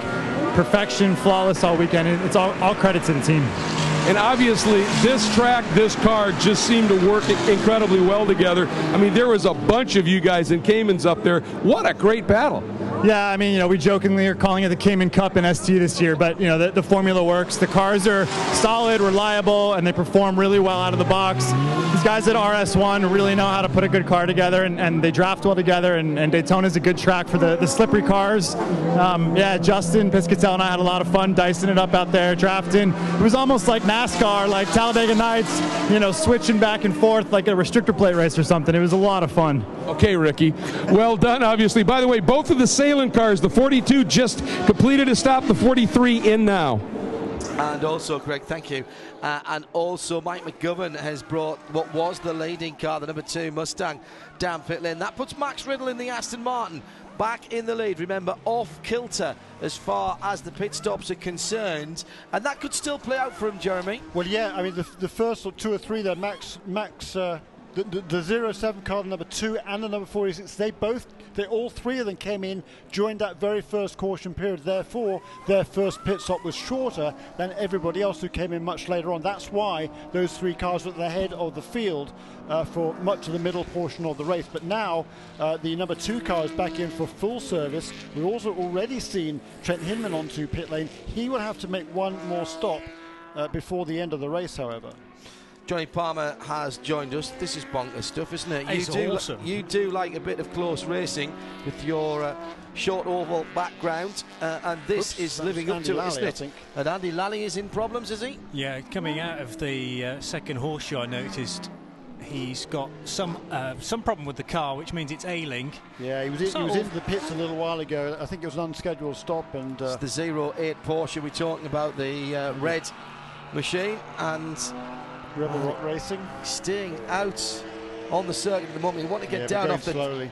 You want to get down off the top of the banking, and does do. Meantime, into the pit lane, the 3-1 of Ethan Lowe brought it in from the ST lead. Yes, he'd taken over the lead with those other. He was running, pretty much with them in any case. In top 5 or 6, I think we've seen now all of the ST leaders onto pit lane.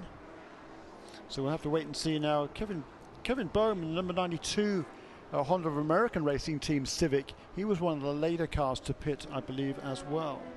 Max Riddle with a 55.5 second lead. Let's remember that we're on lap number 38 at the moment, and the lead that Max Riddle in the Aston has over the Porsche number 13 of Matt Plum is 55.5 seconds. Another 4 seconds further back, Michael Lira in the 57. Who's having a cracking battle with Trent Hinman, actually, and Billy Johnson's not that far back from them either. There's 3 cars within not very much time at all there, and it will be now watching the lap times as Matt Plum gets up and puts in a 59.1 as Max Riddle comes into the pit lane. I just wondered how much longer he could go. There is the former leader. Max Riddle then comes to his pit stall, and the 07 Aston Martin will get service from the TRG Aston Martin Racing crew. Now, Chris Wilson, presumably, who hasn't been in the car, Jeremy, will jump in and take it to the end, but must need another stop, surely? What are we? Just over an hour to go. Yeah, it's going to be certainly very close. Tight. An hour and 6 minutes is certainly pushing it. I think they'll probably be hoping for a full course caution to help their cause there. Might be a tall order otherwise. The car, when it made its last pit stop, the 07 car, when?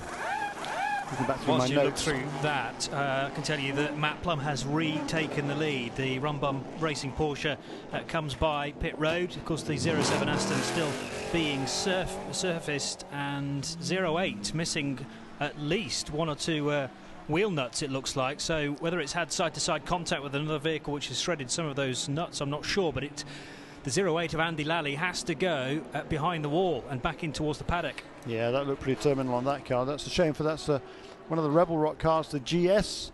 Porsche 911 then therefore goes behind the wall.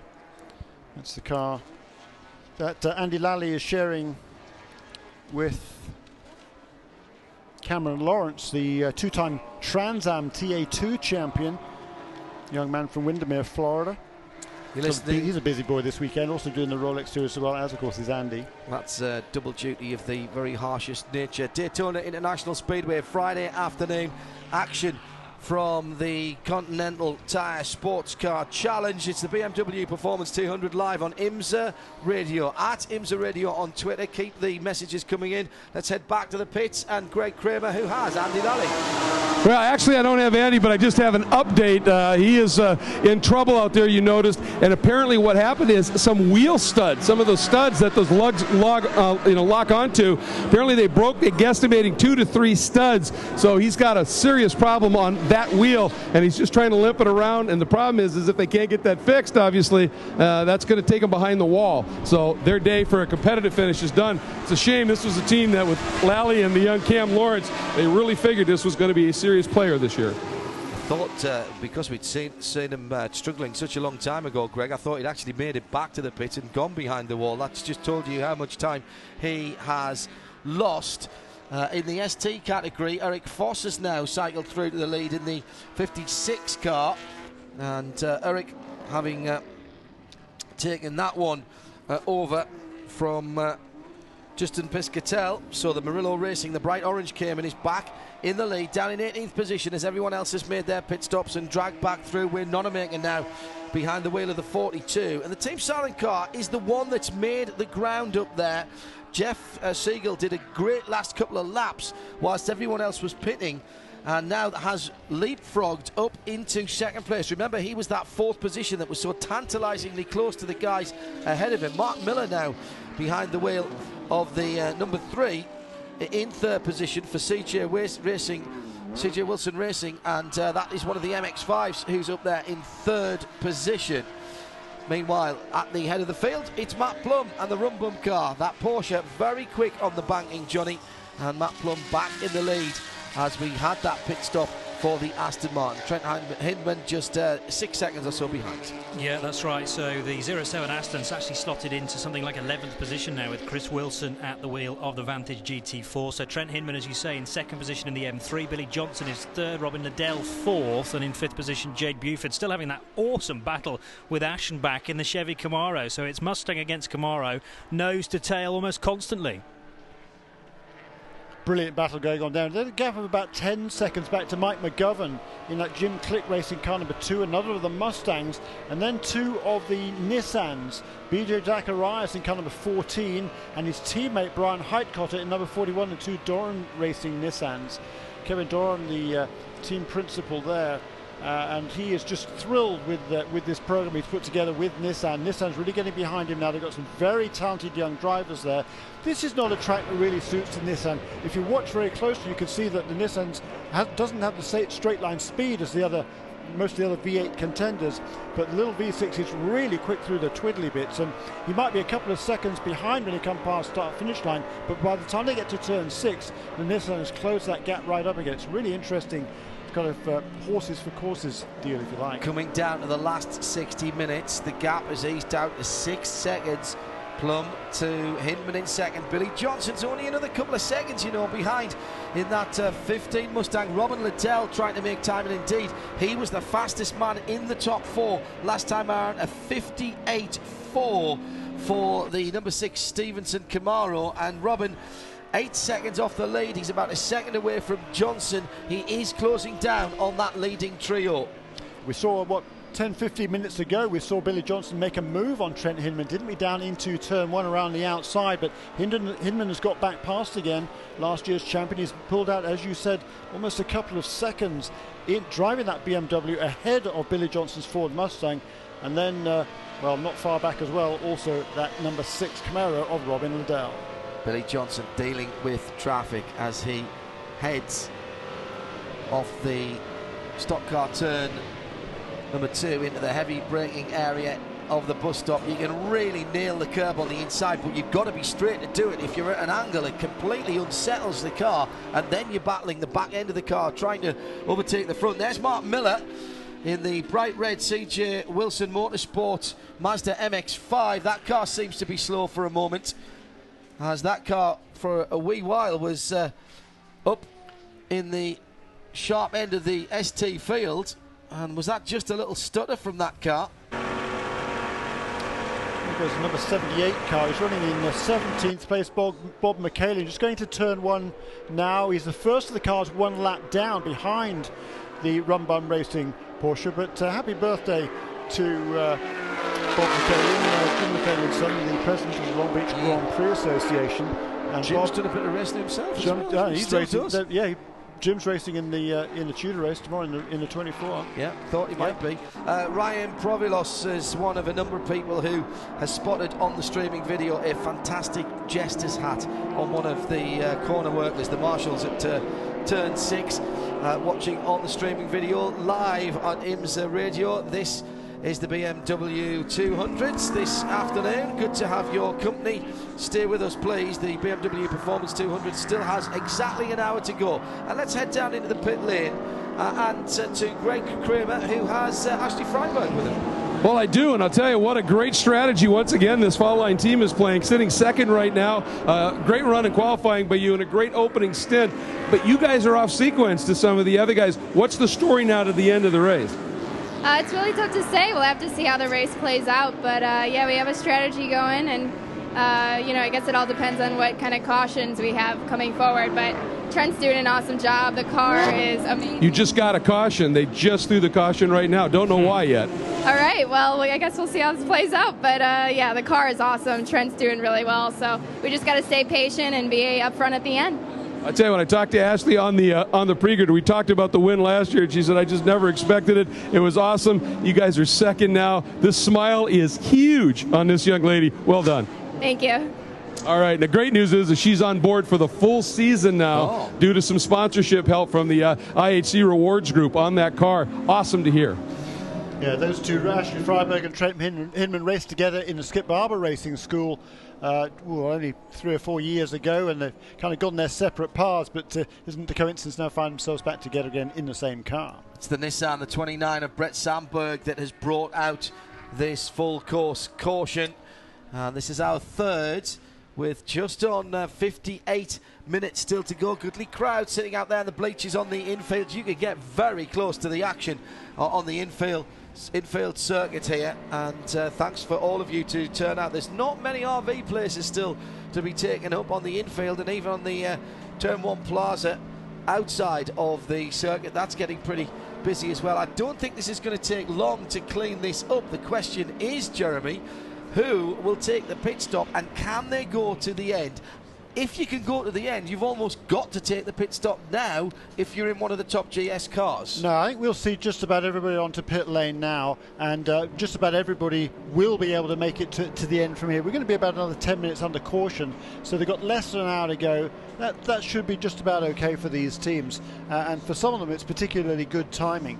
Quite a few of the teams were getting ready for a pit stop now in any case. The car that, the most significant car that won't need as much of a pit stop, if at all, is the 07 Aston Martin that wasn't in the pits too long ago. Might just be a quick splash and go. It will be still having to maybe come in, but it's going to be a shorter pit stop because they need less fuel.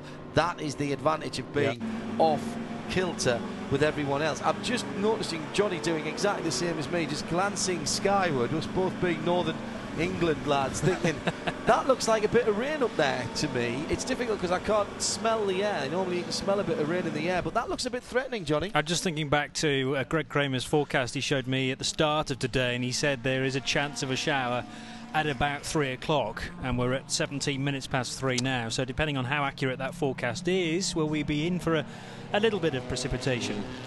Whilst we've got the cars moving slightly slower, because hopefully the noise level at the circuit here calms down just a little bit, an opportunity for us to say thanks to all of our corner workers and officials, the marshals up and down the pit lane and out on the circuit as well. Unsung heroes and heroines of motorsport. I'm sure that some drivers would think that there are some officials that we could do without once in a while.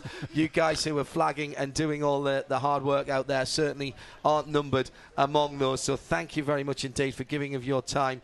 It is an absolutely imperative part of the sport. We can't have our sport without them. If you're thinking about getting closer to the sport you love, just get in touch with one of your local motor racing marshals or corner workers club. They'll be delighted to have a chat with you, tell you how you can get on board and how you can ensure that the sport continues in its very highest level. It's a good thing to do, to give up time. Now that Nissan is under tow, Jeremy, so this isn't going to be a very long stop at all. No, and if you're wondering why there's some sort of cars are moving around different speeds at the moment, because we have the pass around, and what happens is when the full course caution comes out, because this is a two-class race, oftentimes there will be cars trapped behind the pace car but ahead of the leader in the class, and in order not to disadvantage them, then they are allowed to pass around the safety car and move around and catch up to the back of the field. So all the cars are in each class are on the same lap as each other,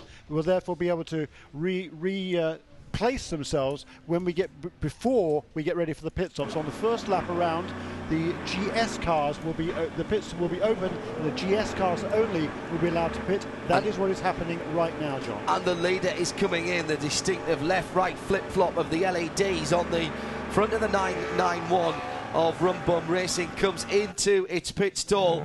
Now this is going to be at least a 2-tyre stop for more Continental tyres for the leader. A splash of fuel going in as well. It's sticker tyres. And at full line, slightly further down, Greg is at the pit wall. And they are in already. Fuel going on, and the right side tires, lugs flying. They have those off that car up in the jack. Right. Rum Bum moving already, Greg. Wow, these Rum Bum teams, they do incredible stops. Here they come. The Aston Martin beats everybody out. The 07 is already gone. A rocket quick stop. Here comes Rum Bum. They're out. I think, though, that fall line is playing a little card here. They are going all 4 tires. Made sure plenty of fuel was on board. I wouldn't be at all surprised if the Aston Martin and the Rum Bum team just did one side of tires or just the rears. It was definitely left sides for the Rum Bum guys. The Aston, as Jeremy Shaw predicted, didn't need as much fuel, so they were stationary, less amount of time. Shea Adam. Hello, Shea. Hear me, John. Yep. Trouble down at the Mantella pits, where they were going to do a driver change, decided not to at the last minute, and elected to give each of their drivers, Mark Wilkins and Kyle Marcelli, 4 new tires. Well, all went well for Mark Wilkins, but when Kyle was going to leave the pits, he hit the 2 sets of tires that had come off of the right side of Wilkins' car straight on. That will be a penalty. Okay, thank you, Shea. And that's a shame because they were running well up the field. Jeremy, you called it. Less fuel needs to go in, the car can stand still. Now, question is, what tyres did they put on? I think that was only left sides on the Aston. I don't think they changed tyres on the Aston. I think they just had fuel only in the Aston, most likely. What's interesting, however, the 2 cars did not pit. Billy Johnson in car number 15, which did surprise me. The number 2 car, Mike McGovern, which didn't surprise me because that wasn't in No, I guess number 2 car was in not that long ago. The number 15 car hadn't been in for a while, so I'm not quite sure why that didn't come onto pit lane. All the other leaders did, though. But you're right. The Aston Martin that was the quickest stop of all. What I'd like to know is whether the Rum Bum team switched tyres on that Porsche. We couldn't really left side only. It was left side only. Thank you very much. Left side only. I saw. If they did right sides, they must have been blazing quick. But I think they did left side Continental tyres. And that's Joe Varley according to strategy down there at Rum Bum Racing. Now, Greg can update us on the Aston Martin 07. Tyres, no tyres, just fuel. How did it go down there, Greg? Well, Jeremy called it because they had done a stop about 15 minutes ago. I talked to Kevin Buckler. He said, we did our tyres on that stop. So on this one, it was simply enough fuel to get to the end. So they'll have slightly older tyres, but not by a lot. But they got the track position advantage with that very quick fuel and go. I can't figure out why number 15 car didn't come onto pit lane. Well, Mike McGovern didn't stop either, but no, he was off strategy with everybody else. That's fine. He was in the pits not too long ago, only maybe 10 minutes or so ago. I wonder if he could go all the way. Well, it's going to be a stretch, I think, but the team obviously presumably thinks he can. Strategy playing out here at Daytona International Speedway. You're listening to live coverage of the BMW Performance 200. It's the Continental Tire Road Race Showcase, the first round of the CTSCC for 2015. It's Jeremy Shaw, Johnny Palmer and John Hindhaugh with down in the pits Greg Kramer and Shea Adam down there as well, and a very, very empty pit lane. Yeah, because everybody has gone through from the GS. Yes, all the GS cars pitted last time. This lap, the ST cars could pit, but they've all been in just a little while ago, about halfway through the race, so they should be good to go to the end. So there's really just a couple of the cars. One of the Freedom Autosport Master MX-5, and I think that's one of the, is that the number 34 car as well? No, it's not. It's one of the Rebel Rock Porsche Caymans and one of the BMWs as well. But all the main contenders in ST, they're good to go, having made their one and only pit stop just a little while ago. Yeah, anybody who's got an issue now could come in and basically get a free look at any problems that might have been befalling them. I cannot understand, I'm with Jeremy on this one, why the 15 car did not come in. This is the Multimatic Motorsports Mustang, dark blue car. Billy Johnson took that over from Scott Maxwell. They must be thinking that with enough yellow, that's the only thing I can there's think. no way. No. Well, not unless it goes yellow pretty much the whole rest of the way. Okay, when were they last in, Jeremy? They were last in on lap 24. So so they've done 20 laps. Which was, that was 48 minutes ago. Yeah, they've done 20 laps, exactly. So that's kind of weird, honestly. Unless they just missed it, and once you've missed it, I guess all you can do is try and tough it out. They're going to lose. They're going to lose track position when they come in. Mike McGovern, the 2 car. Now this is the interesting one. This is the Jim Click Racing Mustang in second place. Now this is the one that might be able to stretch. Yes, it is. And then Chris Wilson, therefore, in third in the 07 Aston Martin. Matt Plum in fourth place, a leader for much of the race for Rum Bum Racing. Trent Hinman in car number 46 for BMW in fifth place. Robin Liddell, the Chevrolet Camaro, car number 6 in sixth. Jade Buford in the other Multimatic Ford Mustang, the race leader, is car number 15, Billy Johnson. Car number 158, Jay Buford in 7th place, having had that fabulous battle with Awesome Loss and Aschenbach in car number 9 for Stevenson Motorsports Chevrolet Camaro. And then BJ Zacharias in 9th place, number 14 Nissan. And young Timmy Rivers, who's got back into that number 57 Racers Edge Motorsports Ford Mustang, with Michael Lira having driven the middle stint. 07 Aston's only dropped down to third, having made the extra pit stop, of course, because of the different strategy. We'll have a think about that and come back to you in a moment. Meantime, let's head down to the pit lane. Shea Adam is down there. Shea, which pit stall have you wandered down to now? I was just down at Rum Bum and got confirmation they took 2 tires only. So playing a bit of a strategy card here at this point. And the clouds are looking rather ominous over toward the west, but not expecting to get rain before the end of the race. Many teams are saying it should stay dry. Okay, that's that weather forecast has been pushing the precipitation further back through the afternoon as it goes. I think we might just be lucky here. I talked to Robin Liddell this morning. He said maybe just beyond the end of the race. We're not too far away from going back green. We're going to have about 45 minutes of racing, maybe 40 minutes. And here is someone looking to get into the pit lane right up alongside. It's Billy Johnson. And it's Billy Johnson. There has been a snafu, hasn't there? Yep.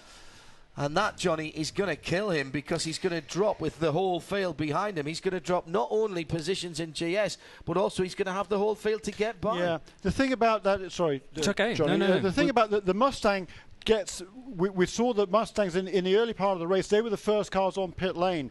They only have an 80.5 gallon fuel tank, and that Mustang is pretty thirsty. So they're struggling to get any real distance out of that tank of fuel compared to many of the other cars. So this could be. It could be they didn't have any choice. Now. Yeah, it could be. We'll absolutely. have to see what happens with the other car, the 158, which did stop with everybody else. But said. I still think that they'd have been better off coming in with everybody else, because then, if there had been more cautions, then they would have been good to go in any case. So I'm fairly sure there must have been miscommunication down there in number 15 pit. They're hoping that other cars are going to have to splash before the end. That's they're their only hope. They're hoping there's going to be a huge pile-up, quite frankly. But then, they will put on fresh tyres now, and they will certainly have a very fast car, and we will have the split grid again for the restart. So they'll still be on the lead lap. They'll be back in 16th or 15th place, probably. There's 15 cars on the lead lap in GS. What they've just missed. Billy is going to have a race on his hands. What they've just missed, though, Jeremy, by coming in when they did, was the GS cars being split ahead of the ST cars, so they're going to be sitting right in behind the ST field. No, he'll go past them, because it will be a split field again for the restart. Okay, that's fine. I'm just wondering if there's time for him to do that. The safety car lights are still on. Yeah, they'll have one more lap to be able to do that, I believe. So it comes down, Johnny, to probably about a 42, 43-minute sprint, and, well, we're looking forward to that immensely, aren't we? Incredibly so, yes, and there is still strategy to be borne out within that 40 minutes, isn't there, with different cars approaching it from kind of different angles, different strategies that have sort of been split through the race, not least the man who's just rejoined, Billy Johnson. And the question is, maybe with another caution, can he stretch the envelope to the end of the race? And as you say, others need to come in for a quick splash. In other words, in that respect, he could be perfectly placed. Could be one or two people having to pedal a little softly as well ahead of him to try and get the fuel mileage. I tell you, who did win it all out of that was Robin Liddell in the 15 Stevenson car. He got up to third position before the caution, and was really well placed. Good move to get into the podium spots. So at the start of the caution, up to third position and well positioned. Dropped to fifth now because, of course, we had those two cars stay out.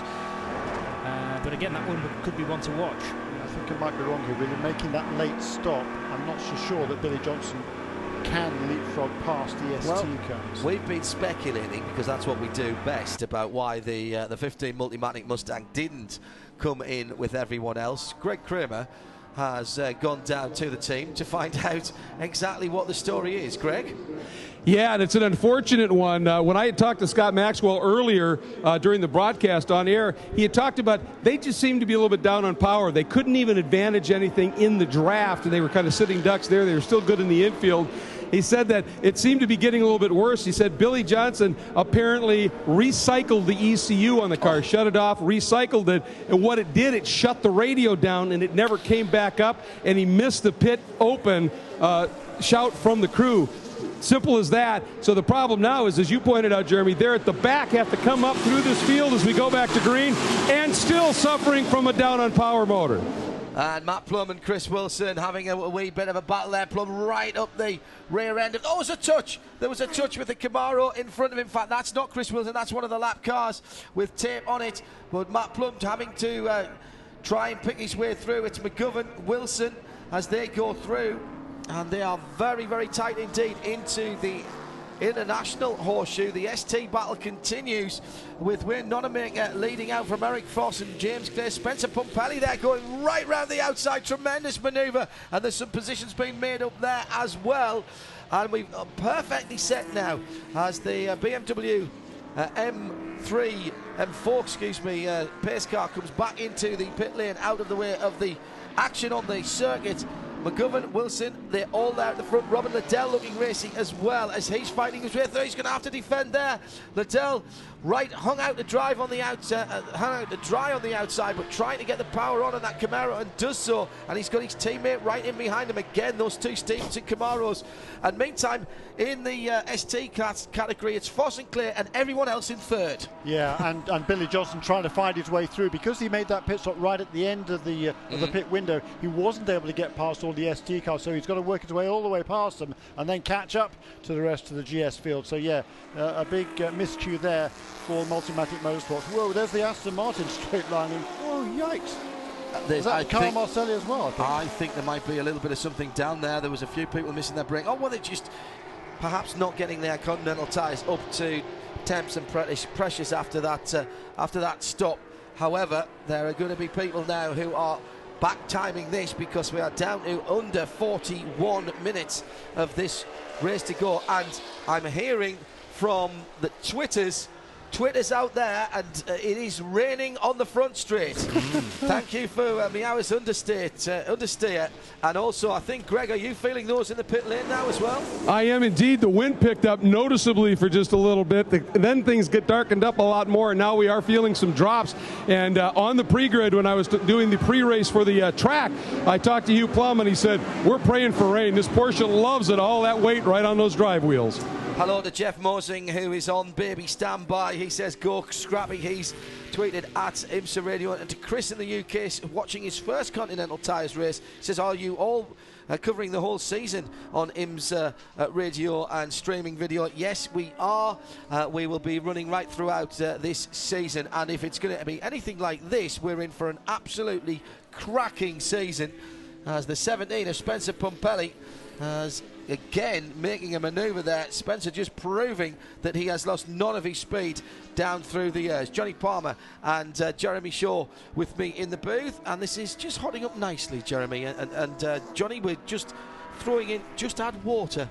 Well, yeah, you've always said that makes the perfect cocktail, and doesn't it just? Matt Plum, though, in his element, an absolutely wonderful move around the outside of Chris Wilson into turn number 1 to take second position, and it's now throwing down the gauntlet to Matt Plum to see whether he can catch Mike McGovern. The little Porsche is pedalling its heart out down the back straight. Don't think it gained too much on the straight line stuff versus the Ford Mustang of Mike McGovern.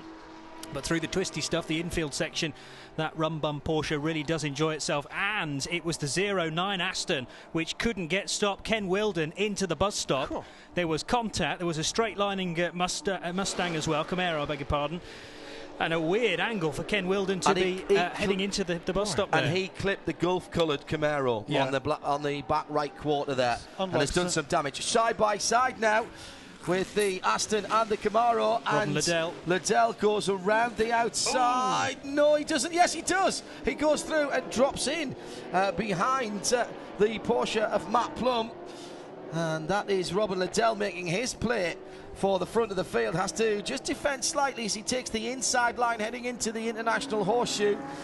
So it's McGovern, and has Chris Wilson got past Matt Plum there on the last one as well? No. So where is that zero? Oh, there it is. It's okay. Sorry. Behind the Chevy Camaro. Yeah. Tell you what, Billy Johnson, he's got his tail up. He just set the fastest lap of the race at 1 minute 57.8. It's only 0.3 of a second quicker, however, than the race leaders. Actually, no, it was a second and a half quicker than the race leaders, but it was the fastest lap of the race by Billy Johnson, down in 13th place in car number 15.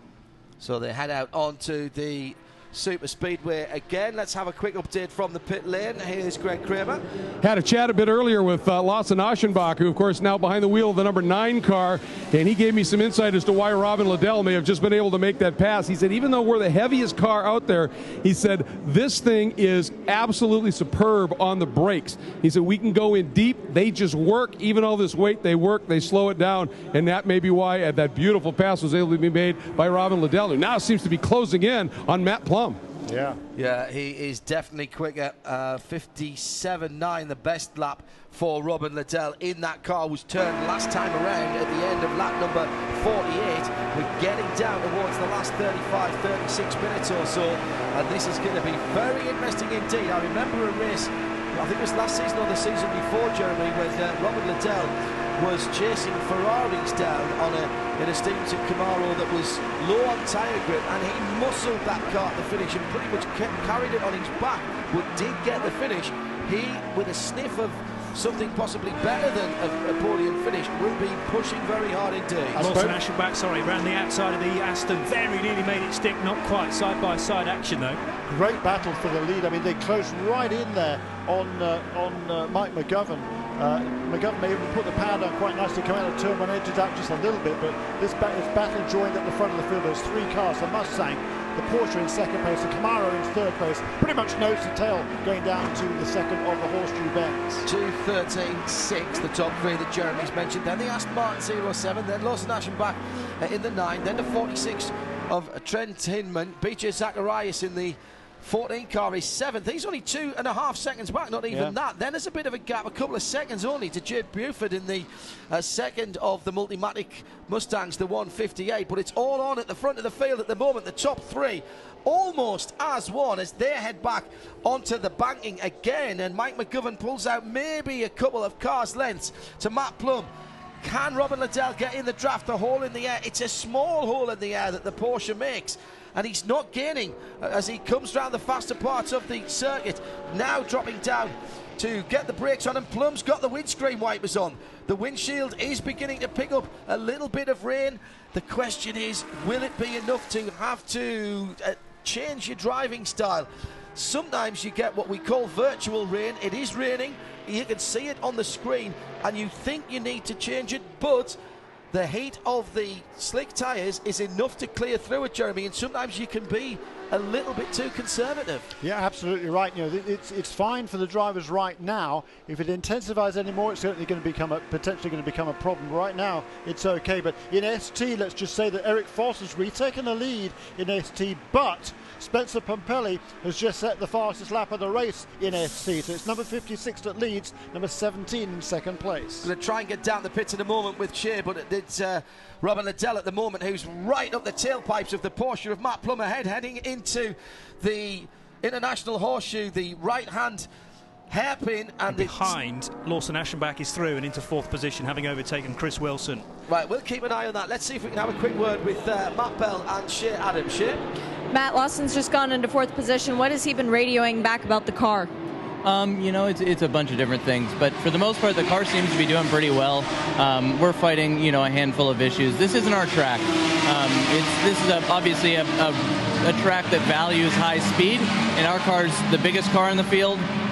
It might have the biggest engine, but it's got a lot of air that it's pushing out of the way. So compared to things like the Aston Martin, really low frontal area, big engine, Mustang, low frontal area, big engine, and Porsche, almost no frontal area, and still a powerful engine, it's pretty difficult for us to keep up on the straights. We're trying to capitalize on the infield, but you know, we're just going to do what we can and see how things turn out. Would rain help you?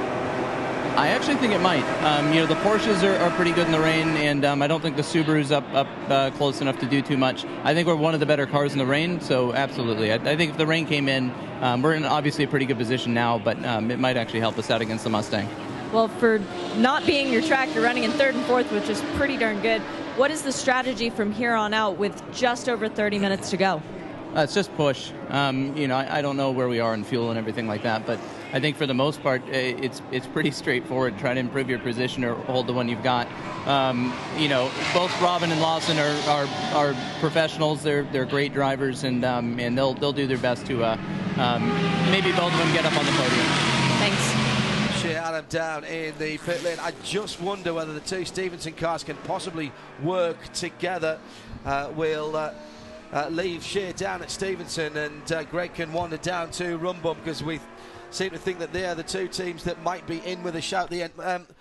Just had Adam Green tweet in, somebody start prepping the booth with a plastic sheet for when Hindhaug's head explodes in 30 minutes.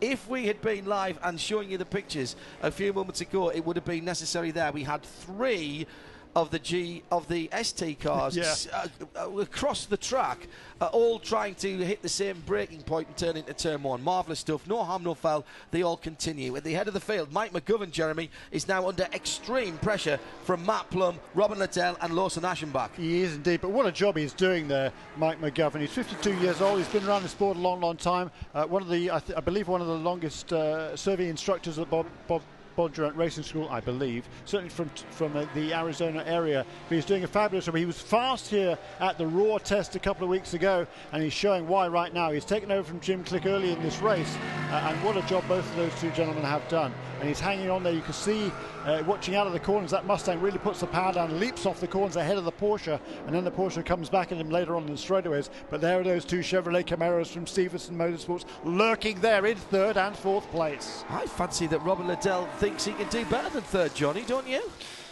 Very much so, yeah. The body language of the car coming out of the bus stop would certainly back that up. I'm also fascinated by the battle for ST, which is heading through the second of the horseshoes right now. There's no more than a Porsche Cayman between them as they break for the left-hander. And Spencer Pompelli is applying the pressure here to Eric Foss. When they come down to Speedway Turn 4 and through the tri-oval, it's impossible to tell there are two cars there. They are so close together. There is a gap in the space-time continuum. It's side-by-side action again at the front of the field as Matt Plum goes round the outside of McGovern. Can't get it done. Can he do the cutback? No. And the Stevenson twins are sitting in there in the Camaro thinking, hey, we are loving this. Look at that Mustang leap off turn one now. Isn't that great? It pulls out sort of 3 or 4 or 5 car lengths, but then under braking again, the Porsche comes right back. It's not, you know, before the end of this race, and let's remind ourselves, we've got half an hour, 30 minutes still to go. The lead quartet in the front of the field in GS are going to catch the ST leaders, and then all bets are off because everybody's racing and nobody's looking in their mirrors. That is going to be brilliantly good. And so half an hour to go then. Thank you for joining us. This has been great so far. Don't write any headlines or press releases yet. It's Daytona International Speedway. We're live for the BMW Performance 200 here on IMSA Radio. It's the first round of 2015 season of the Continental Tire SportsCar Challenge, and we are seeing a variety of cars with a variety of strengths battling out at the head of the field. McGovern, Plum, Liddell and Aschenbach are separated by nothing at all, and in ST, Foss, Spencer Pumpelli have just moved away by about 3 or 4 seconds to Adam Isman in third position in the 18. Then it's Connor Bloom. David Murray up into 5th position in ST ahead of Wayne Nonamaker, who's dropped back since the restart. James Clay and Greg Liafugi. The problem is you only have to make a tiny mistake or just get offline a little bit, Jeremy. Maybe that's what's happened to Wayne, and you'll drop 2 or 3 places. Well, yeah, it has been so close there, but we see the Rennsport 1 cars, 17, 18 and 19, cars 17, 18, 19 running 2nd, 3rd and 4th there in the SD class. What a great official debut for that team it has been this weekend, or this week, at Daytona International Speedway. And back to the front of the field, and again the Porsche, this time side by side, dragging up the fronts of the cars at equal, and now can he get on the brakes later? He can, and goes back through into the lead, and Matt Plum leads it at the end of lap number 53 with 28.5 minutes to go. There is a change of the lead. Matt Plum goes back into the lead. Mike McGovern in second, and now can Robin Liddell and Lawson Aschenbach, can they make capital on this? The Mustang is not giving up though, and Mike McGovern follows in the wheel tracks of the Porsche as they head onto the infield section, and a huge cheer. I heard the clapping and the cheer from down at the Rum Bum Pit, which is where Greg is stationed. Standing right next to Hugh Plum, and as he went for the move, Brother Matt went to that outside move. He wouldn't believe it. He was shaking his head no, going, not yet, not yet. Finally, when he closed the deal on it, he was still nervous about it on the exit. Then the applause erupted. That was a huge pass. Nick Longy had just leaned over a little bit ago and said, that Mustang has the motor, and that Mustang hooks up coming out of the turns. The Camaros are great on the brakes, and then, of course, the Porsche drafts great, good top speed, and just a great blend we're seeing right now. But boy, that was a close move right there, I saw. ST leaders are at it again as well for a moment. I did think Spencer Pumpelly might have had an opportunity. He was right on the back bumper of Eric Foss, but he had to give best into the braking area in turn 1. Yeah, it looked like Eric Foss got a bit of a slide on there, didn't he, going into turn 1. And in the meantime, the overall race leader, and another of the Porsches, the 911 Porsche, Matt Plum, he was able to get a lapped car between himself and his pursuers going out of onto the NASCAR banking. So he's pulled out a little bit of an edge in the overall lead. It's now not if but when, I think, for Spencer Pumpelly. He's decided to push the go button, and now he's attacking all the time, and Eric Foss is having to defend, having to take the inside line, and Spencer is applying the pressure. Meantime, at the head of the field, the inside line taken by the leader in the multicoloured rum bum Porsche, and the big Mustang with the big engine. That's the one to have, apparently. Thiz, the guys at rum bum, well, they've been proved right there, but he can't get it stopped. McGovern just has to claw that car onto the left-hand side of the circuit and somehow shake hands with the apex. I didn't think, Johnny, he was going to get anywhere near that apex of turn 1. It was touch and go, wasn't it? But just about made it stick. And of course, if things do go wrong, not only will Matt Plum go through, but Robin Liddell and Lawson Aschenbach are waiting in the wings. So high pressure stuff, but Mike McGovern pulled it off and he's back in front of them all. Brilliant job by Mike McGovern, absolutely superb. I mean, that Mustang has great straight line speed, but he held it all together under braking. A great move that was. Yes, the car didn't actually want to turn left at that point, but by sheer force of will, I think the 52-year-old Mike McGovern, 52-year-olds. He managed to drag it in there. I wonder if old age and treachery might just hang out here. Matt Plum and Robin Liddell and Lawson Aschenbach all chasing him down at the moment. Yeah, combined age of 122 in the lead car at the moment. You've got to love that. Their best finish previously, I believe, is a 5th place. So, they've been challenging for the lead here. They were quick at the raw test. They've been challenging for the lead all the way along. And, it looks like if they can hold it together here, a lot better than the 5th place finish. It was a pretty clean pass, but when he got into the braking area, there was just a moment when he was about a car's width away, the brake discs absolutely glowing, and he got completely sideways, little dab of Oppo and a dab of the brakes, just to make sure that Matt Plum behind him was not tempted to try and go up the left-hand side. Now the question is Mike McGovern taking too much out of those brakes? At the moment, he is pulling away. No, he's not. As soon as I say that, the Porsche comes back at him, and Robin Liddell has broken away from Lawson Aschenbach, and the aerodynamic effect here, you're not used to super speedways like this, Johnny, as here comes another battle for the lead down into turn 1. And here's Liddell. Liddell's right in there as well. Super late on the brakes from Robin, and all of a sudden the leading pair becomes a leading trio again.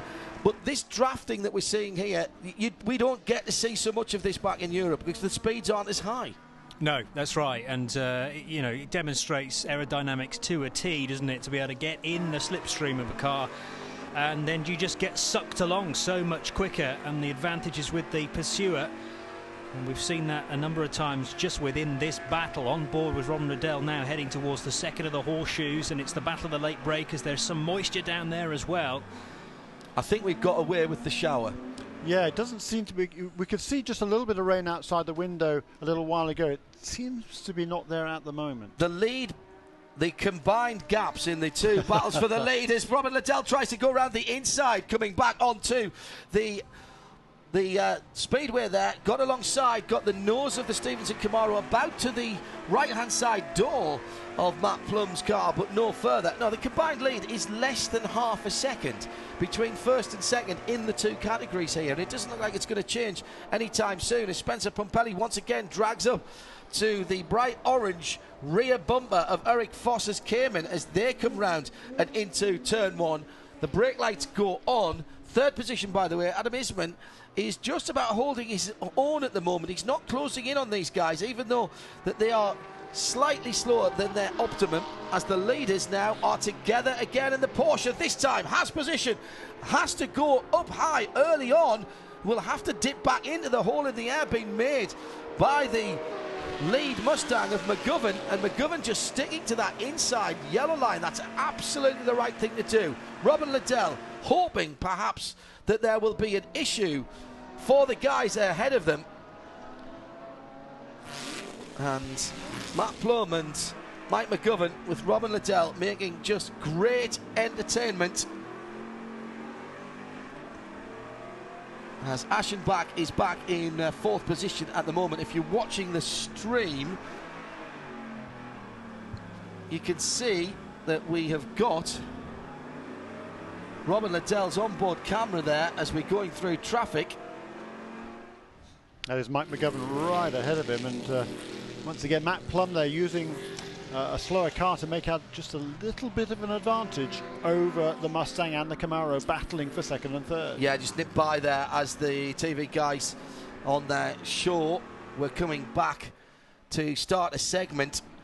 And for those asking about the video replays on demand of this, as soon as the race has aired on television, 24 hours later, at an absolute maximum, it will be up on the IMSA Facebook and IMSA YouTube page.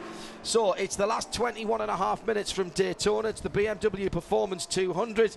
Just on 2 hours and 9 minutes ago, Adrian White of the IHG Rewards Club waved the green flag, and since then we've had battle royales all the way through the field. Eric Foss and Spencer Pumpelly continue this ridiculous fight, and it is so much concentration from Spencer Pumpelly going into, not running into him, and just trying to keep the pressure on. I'm super impressed. Spencer continues to impress me, Jeremy. Yeah, well, yeah, but you know, I mean, they're basically identical cars. They're the top 4. They're all Porsche Caymans. And David Murray there in 5th place, the best of the BMWs. Then James Clay in the newer shape BMW, and Gregory Liefuger in the another Porsche Cayman as well. So they're all fairly closely matched in terms of lap time. Just an intake of breath from this commentator, Johnny, as the leaders are in traffic, and once again Matt Plum has managed to put a lapped car between themselves, and Rod Liddell takes the opportunity, comes around the outside into the international horseshoe, but he can't make it stick as the lapped car pulls out of the way. There's almost contact left front to right rear between the Camaro and the Mustang, and Mike McGovern's got a battle on his hands now as he's got a very, very racy Scotsman right on his tailpipes. The Mustang beginning to slide around. I wonder now if he's running out of grip. It is raining a little heavier as well, and Robin Liddell using the curb, still with the confidence to use the curb in the Stevenson Camaro, even though it's wet. And there's been a change at the ST head of the field as Spencer Pumpelly, of course it has. The moment we look away, Spencer Pumpelly nips through and goes into the lead ahead of Eric Foss. Meantime, the battle for 1st, 2nd and 3rd, Matt Plum getting away from the 2 big front-engine American V8s. And Robin Liddell must have sensed an opportunity there within the traffic, Johnny, but just couldn't get it done.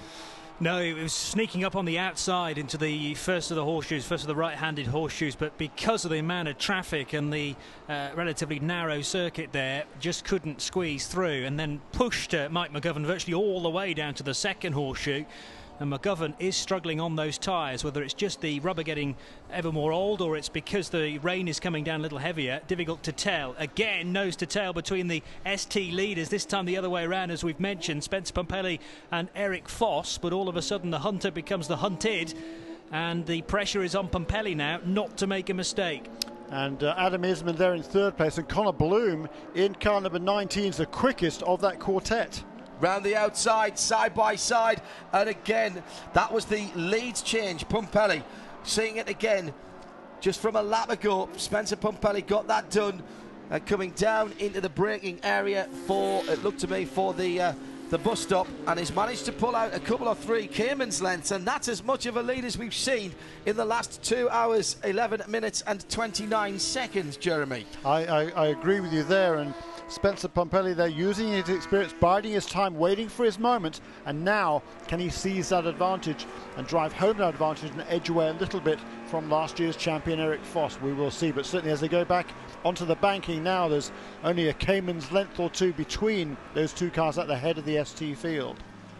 In the GS category, it's still 13 Rumbum Porsche, Matt Plum leading from Mike McGovern in the Mustang in 2nd, the number 2. Then Robin Liddell in the 1st of the Stevenson Camaros in 3rd position. Lawson Aschenbach, the 4th place guys, the 2nd of the Stevenson cars. Then Trent Hinman in the 46.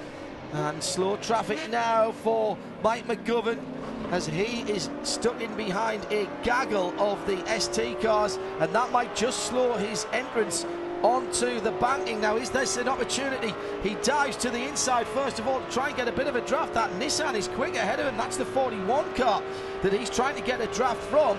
Now look to the outside. There is some moisture on the windscreen there as they come down through the backside of the circuit and go into the braking area for the bus stop chicane, and Robin Liddell hasn't been able to put pressure on. And has the Porsche got away just a little bit? Well, we're on board here with, that's Billy Johnson, who's worked his way up to 7th place now, right behind Brian Heitkotter. Yeah, it's a bit confusing there. In the best of the Nissans, who's right ahead of him now, coming through NASCAR 3 and 4 and onto the front straightaway here. But what a great drive it's been by Billy Johnson. He set the fastest lap of the race again a little while ago, 1 minute 57.3. That's a couple of tenths quicker than Lawson Aschenbach in the Chevy Camaro, 157.5. The race leader last time around turned a 1 minute 58.6. I should have noticed the big number 15 under the Ford Blue oval, but I was too busy looking at the back of the Heitkotter Nissan in front of us. That is the battle for 6th position. Thank you, Jeremy. And that was Bob McKaylee and the birthday boy on being passed there by Billy Johnson. It's a very busy lap here. I mean, you get a little bit of respite on the oval parts of the circuit, but you have to be so precise. Now, the Rum Bum Porsche has got away just a little bit, and now let's go back to 2nd position. Robin Liddell and Mike McGovern, and it is Mike McGovern this time who's been hassled by the Corvette. Excuse me, by the Camaro. And Robin again with some traffic ahead. Now, is this an opportunity for the BRDC club member? Big sideways moment there for McGovern right in up 2nd place. Wall, he was right there. If he hasn't white-walled the tyres, he must have been close to it. Staying on the high line, getting rid of the ST traffic to drivers left. Now looking for the braking point. It's a long way down this straight. It's much further than it looks. Little dab of the brakes from McGovern to make sure the pads are still there. He must have been running the curbs as Matt Plum has pulled out. Oh, probably the best part of a couple of seconds now on the battling 2nd and 3rd place cars. Johnny. Yeah, that was helped by traffic. It was a second as they started this lap between Matt Plum and Mike McGovern, but I think it's grown just since then. And this time, actually, McGovern able to stretch his legs a little bit on Robin Liddell. Again, able to apply the power, I think, McGovern just a touch quicker than Liddell as they exited the bus stop. Lawson Aschenbach still sat there in 4th position. Trent Hinman a little bit on his own in 5th, but then you've got this cracking scrap for 6th and 7th involving Brian Heitkotter and Billy Johnson, as we've mentioned, and Billy Johnson trying to make up ground after that rather difficult pit stop with his pit radio packed up, and he missed the window at the start of the last caution. Yeah, he's done a fine job though to work his way back into the top 7 and certainly, or top 6 now, having got past Brian Heitkotter on that lap. And also behind them now is Jade Buford in the 2nd of the Multimatic Nissan. So he's fallen back to 9th place in kind of 158, started by Austin Cindric. And Chris Wilson has just moved past Jade Buford into 8th place in the 07 Aston Martin. Meanwhile, in ST, it's still Spencer Pumpelly by, well, a massive 0.4 of a second last time around. But Adam Isman, he's just creeping a little bit closer there in 3rd place and bringing Connor Bloom with him as well. There's a couple of seconds between the 1st and 2nd place car and the 3rd place car, and then another couple of seconds back to the 4th place. But they are running very similar lap times, but the 3rd and 4th just a little bit quicker each time. David Murray hanging on there in the BMW as well.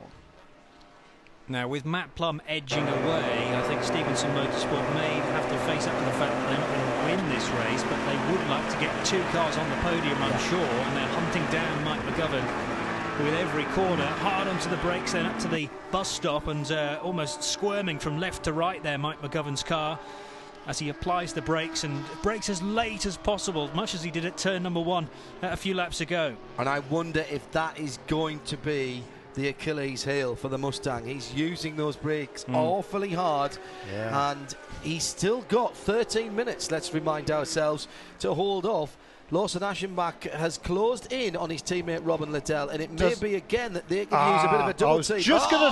I was just going to say, does he have enough fuel? Well, the answer is right here, because unfortunately, the number 2 car of Mike McGovern is making its way onto pit lane. We wondered about that, and it would appear that he does need a splash of fuel. 12.5 minutes short for the Mustang. It's a splash of fuel, no sense of him getting any new Continental rubber, and that has left Matt Plum then with a 3.7 second lead ahead of Robin Liddell, who's got 4/10 on his teammate Lawson Aschenbach. Now the Stevenson cars absolutely need to work together to drag back to this Porsche. Jeremy. And we've got the overall race leader just putting a lap on the ST leader as well, going down into one of the horseshoes, the second one.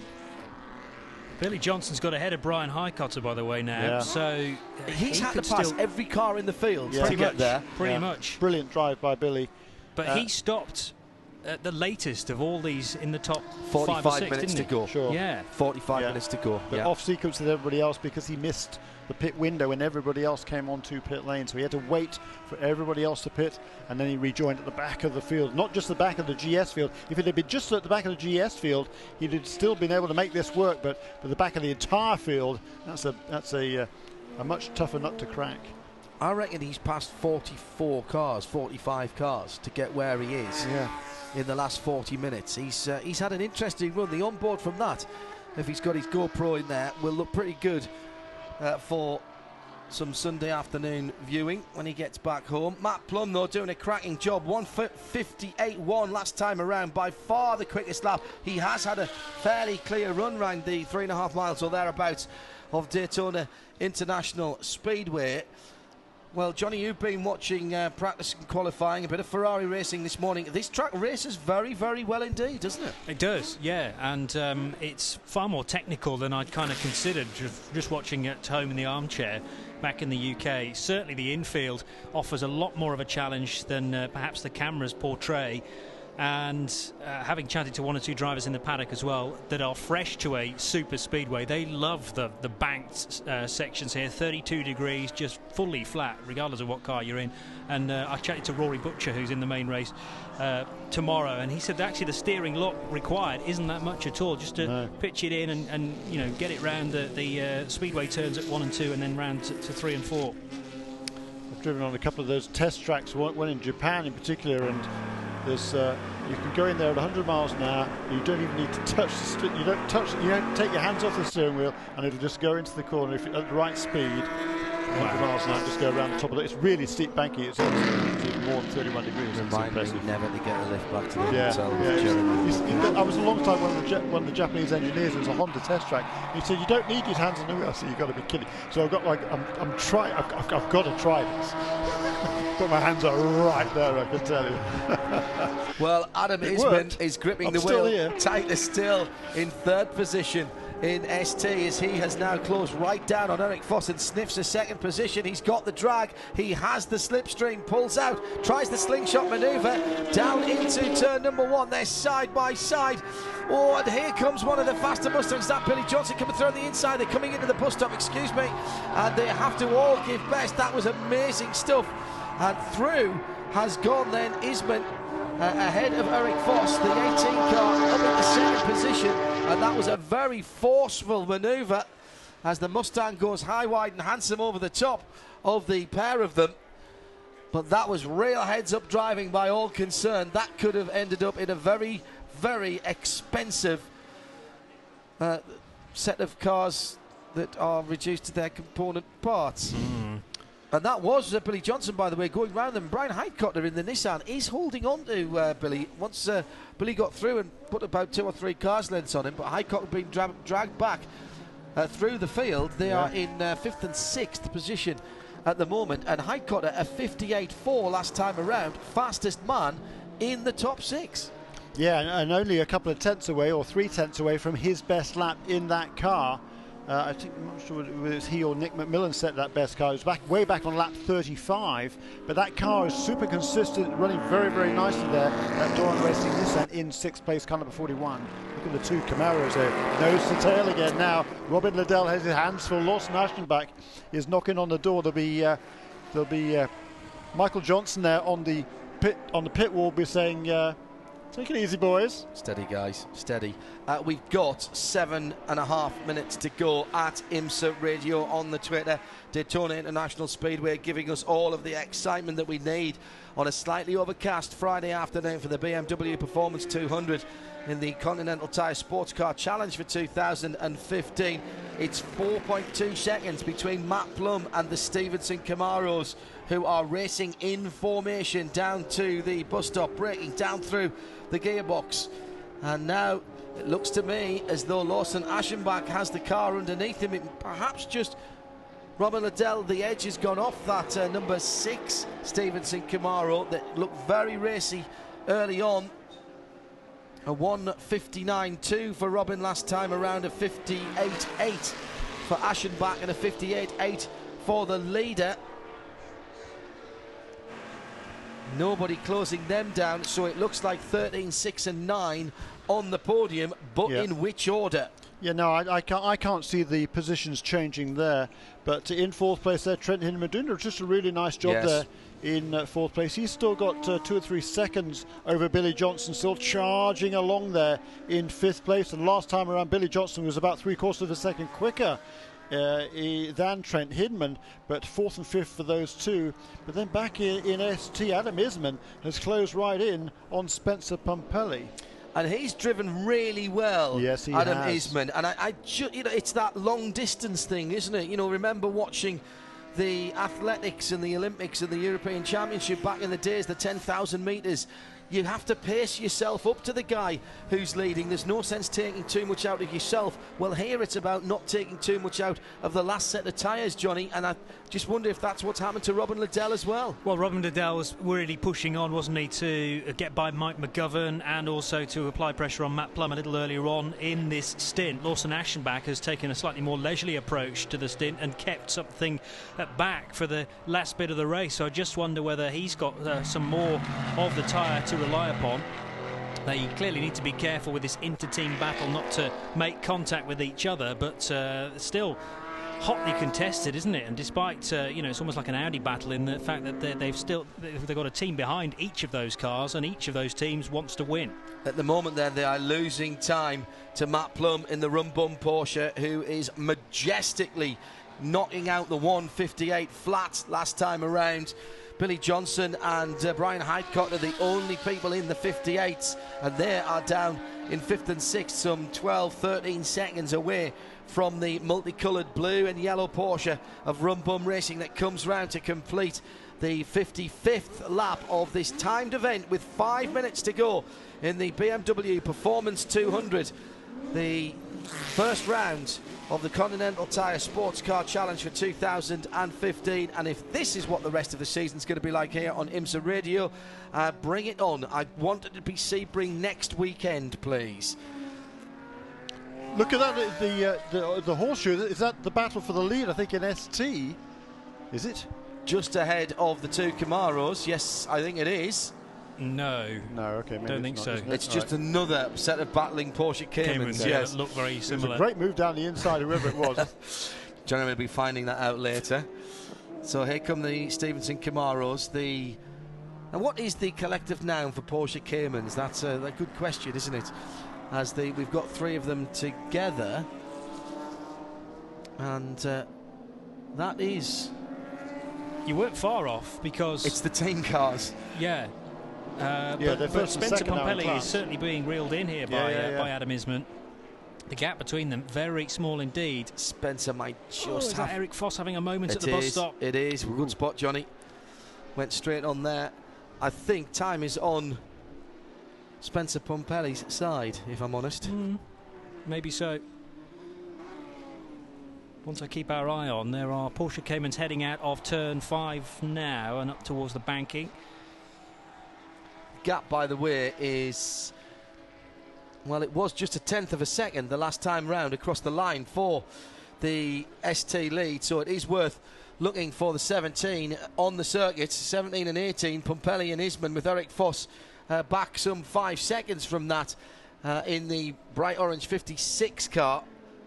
Matt Plum, another 58.3 this time around, 59.7 for Robin Liddell, 59.6 for Lawson Aschenbach, and I just wonder if those guys have been told to hold their position now. Whoa, hang on, Trent Hindman's right there. He certainly is. All of a sudden, Trent Hindman's right on the tail, going now into turn 1. The two Stevenson Motorsports Camaros, number 6 and 9, in second and third place. But all of a sudden, Trent Hindman right there with them in fourth place in the BMW car number 46. This is the M3 from Four Line Motorsport. Sorry, Johnny. Speak about out of nowhere. Adam Isman, I know there was a tenth of a second between them. He's taken the lead in ST ahead of Spencer Pumpelly. 2 minutes to go.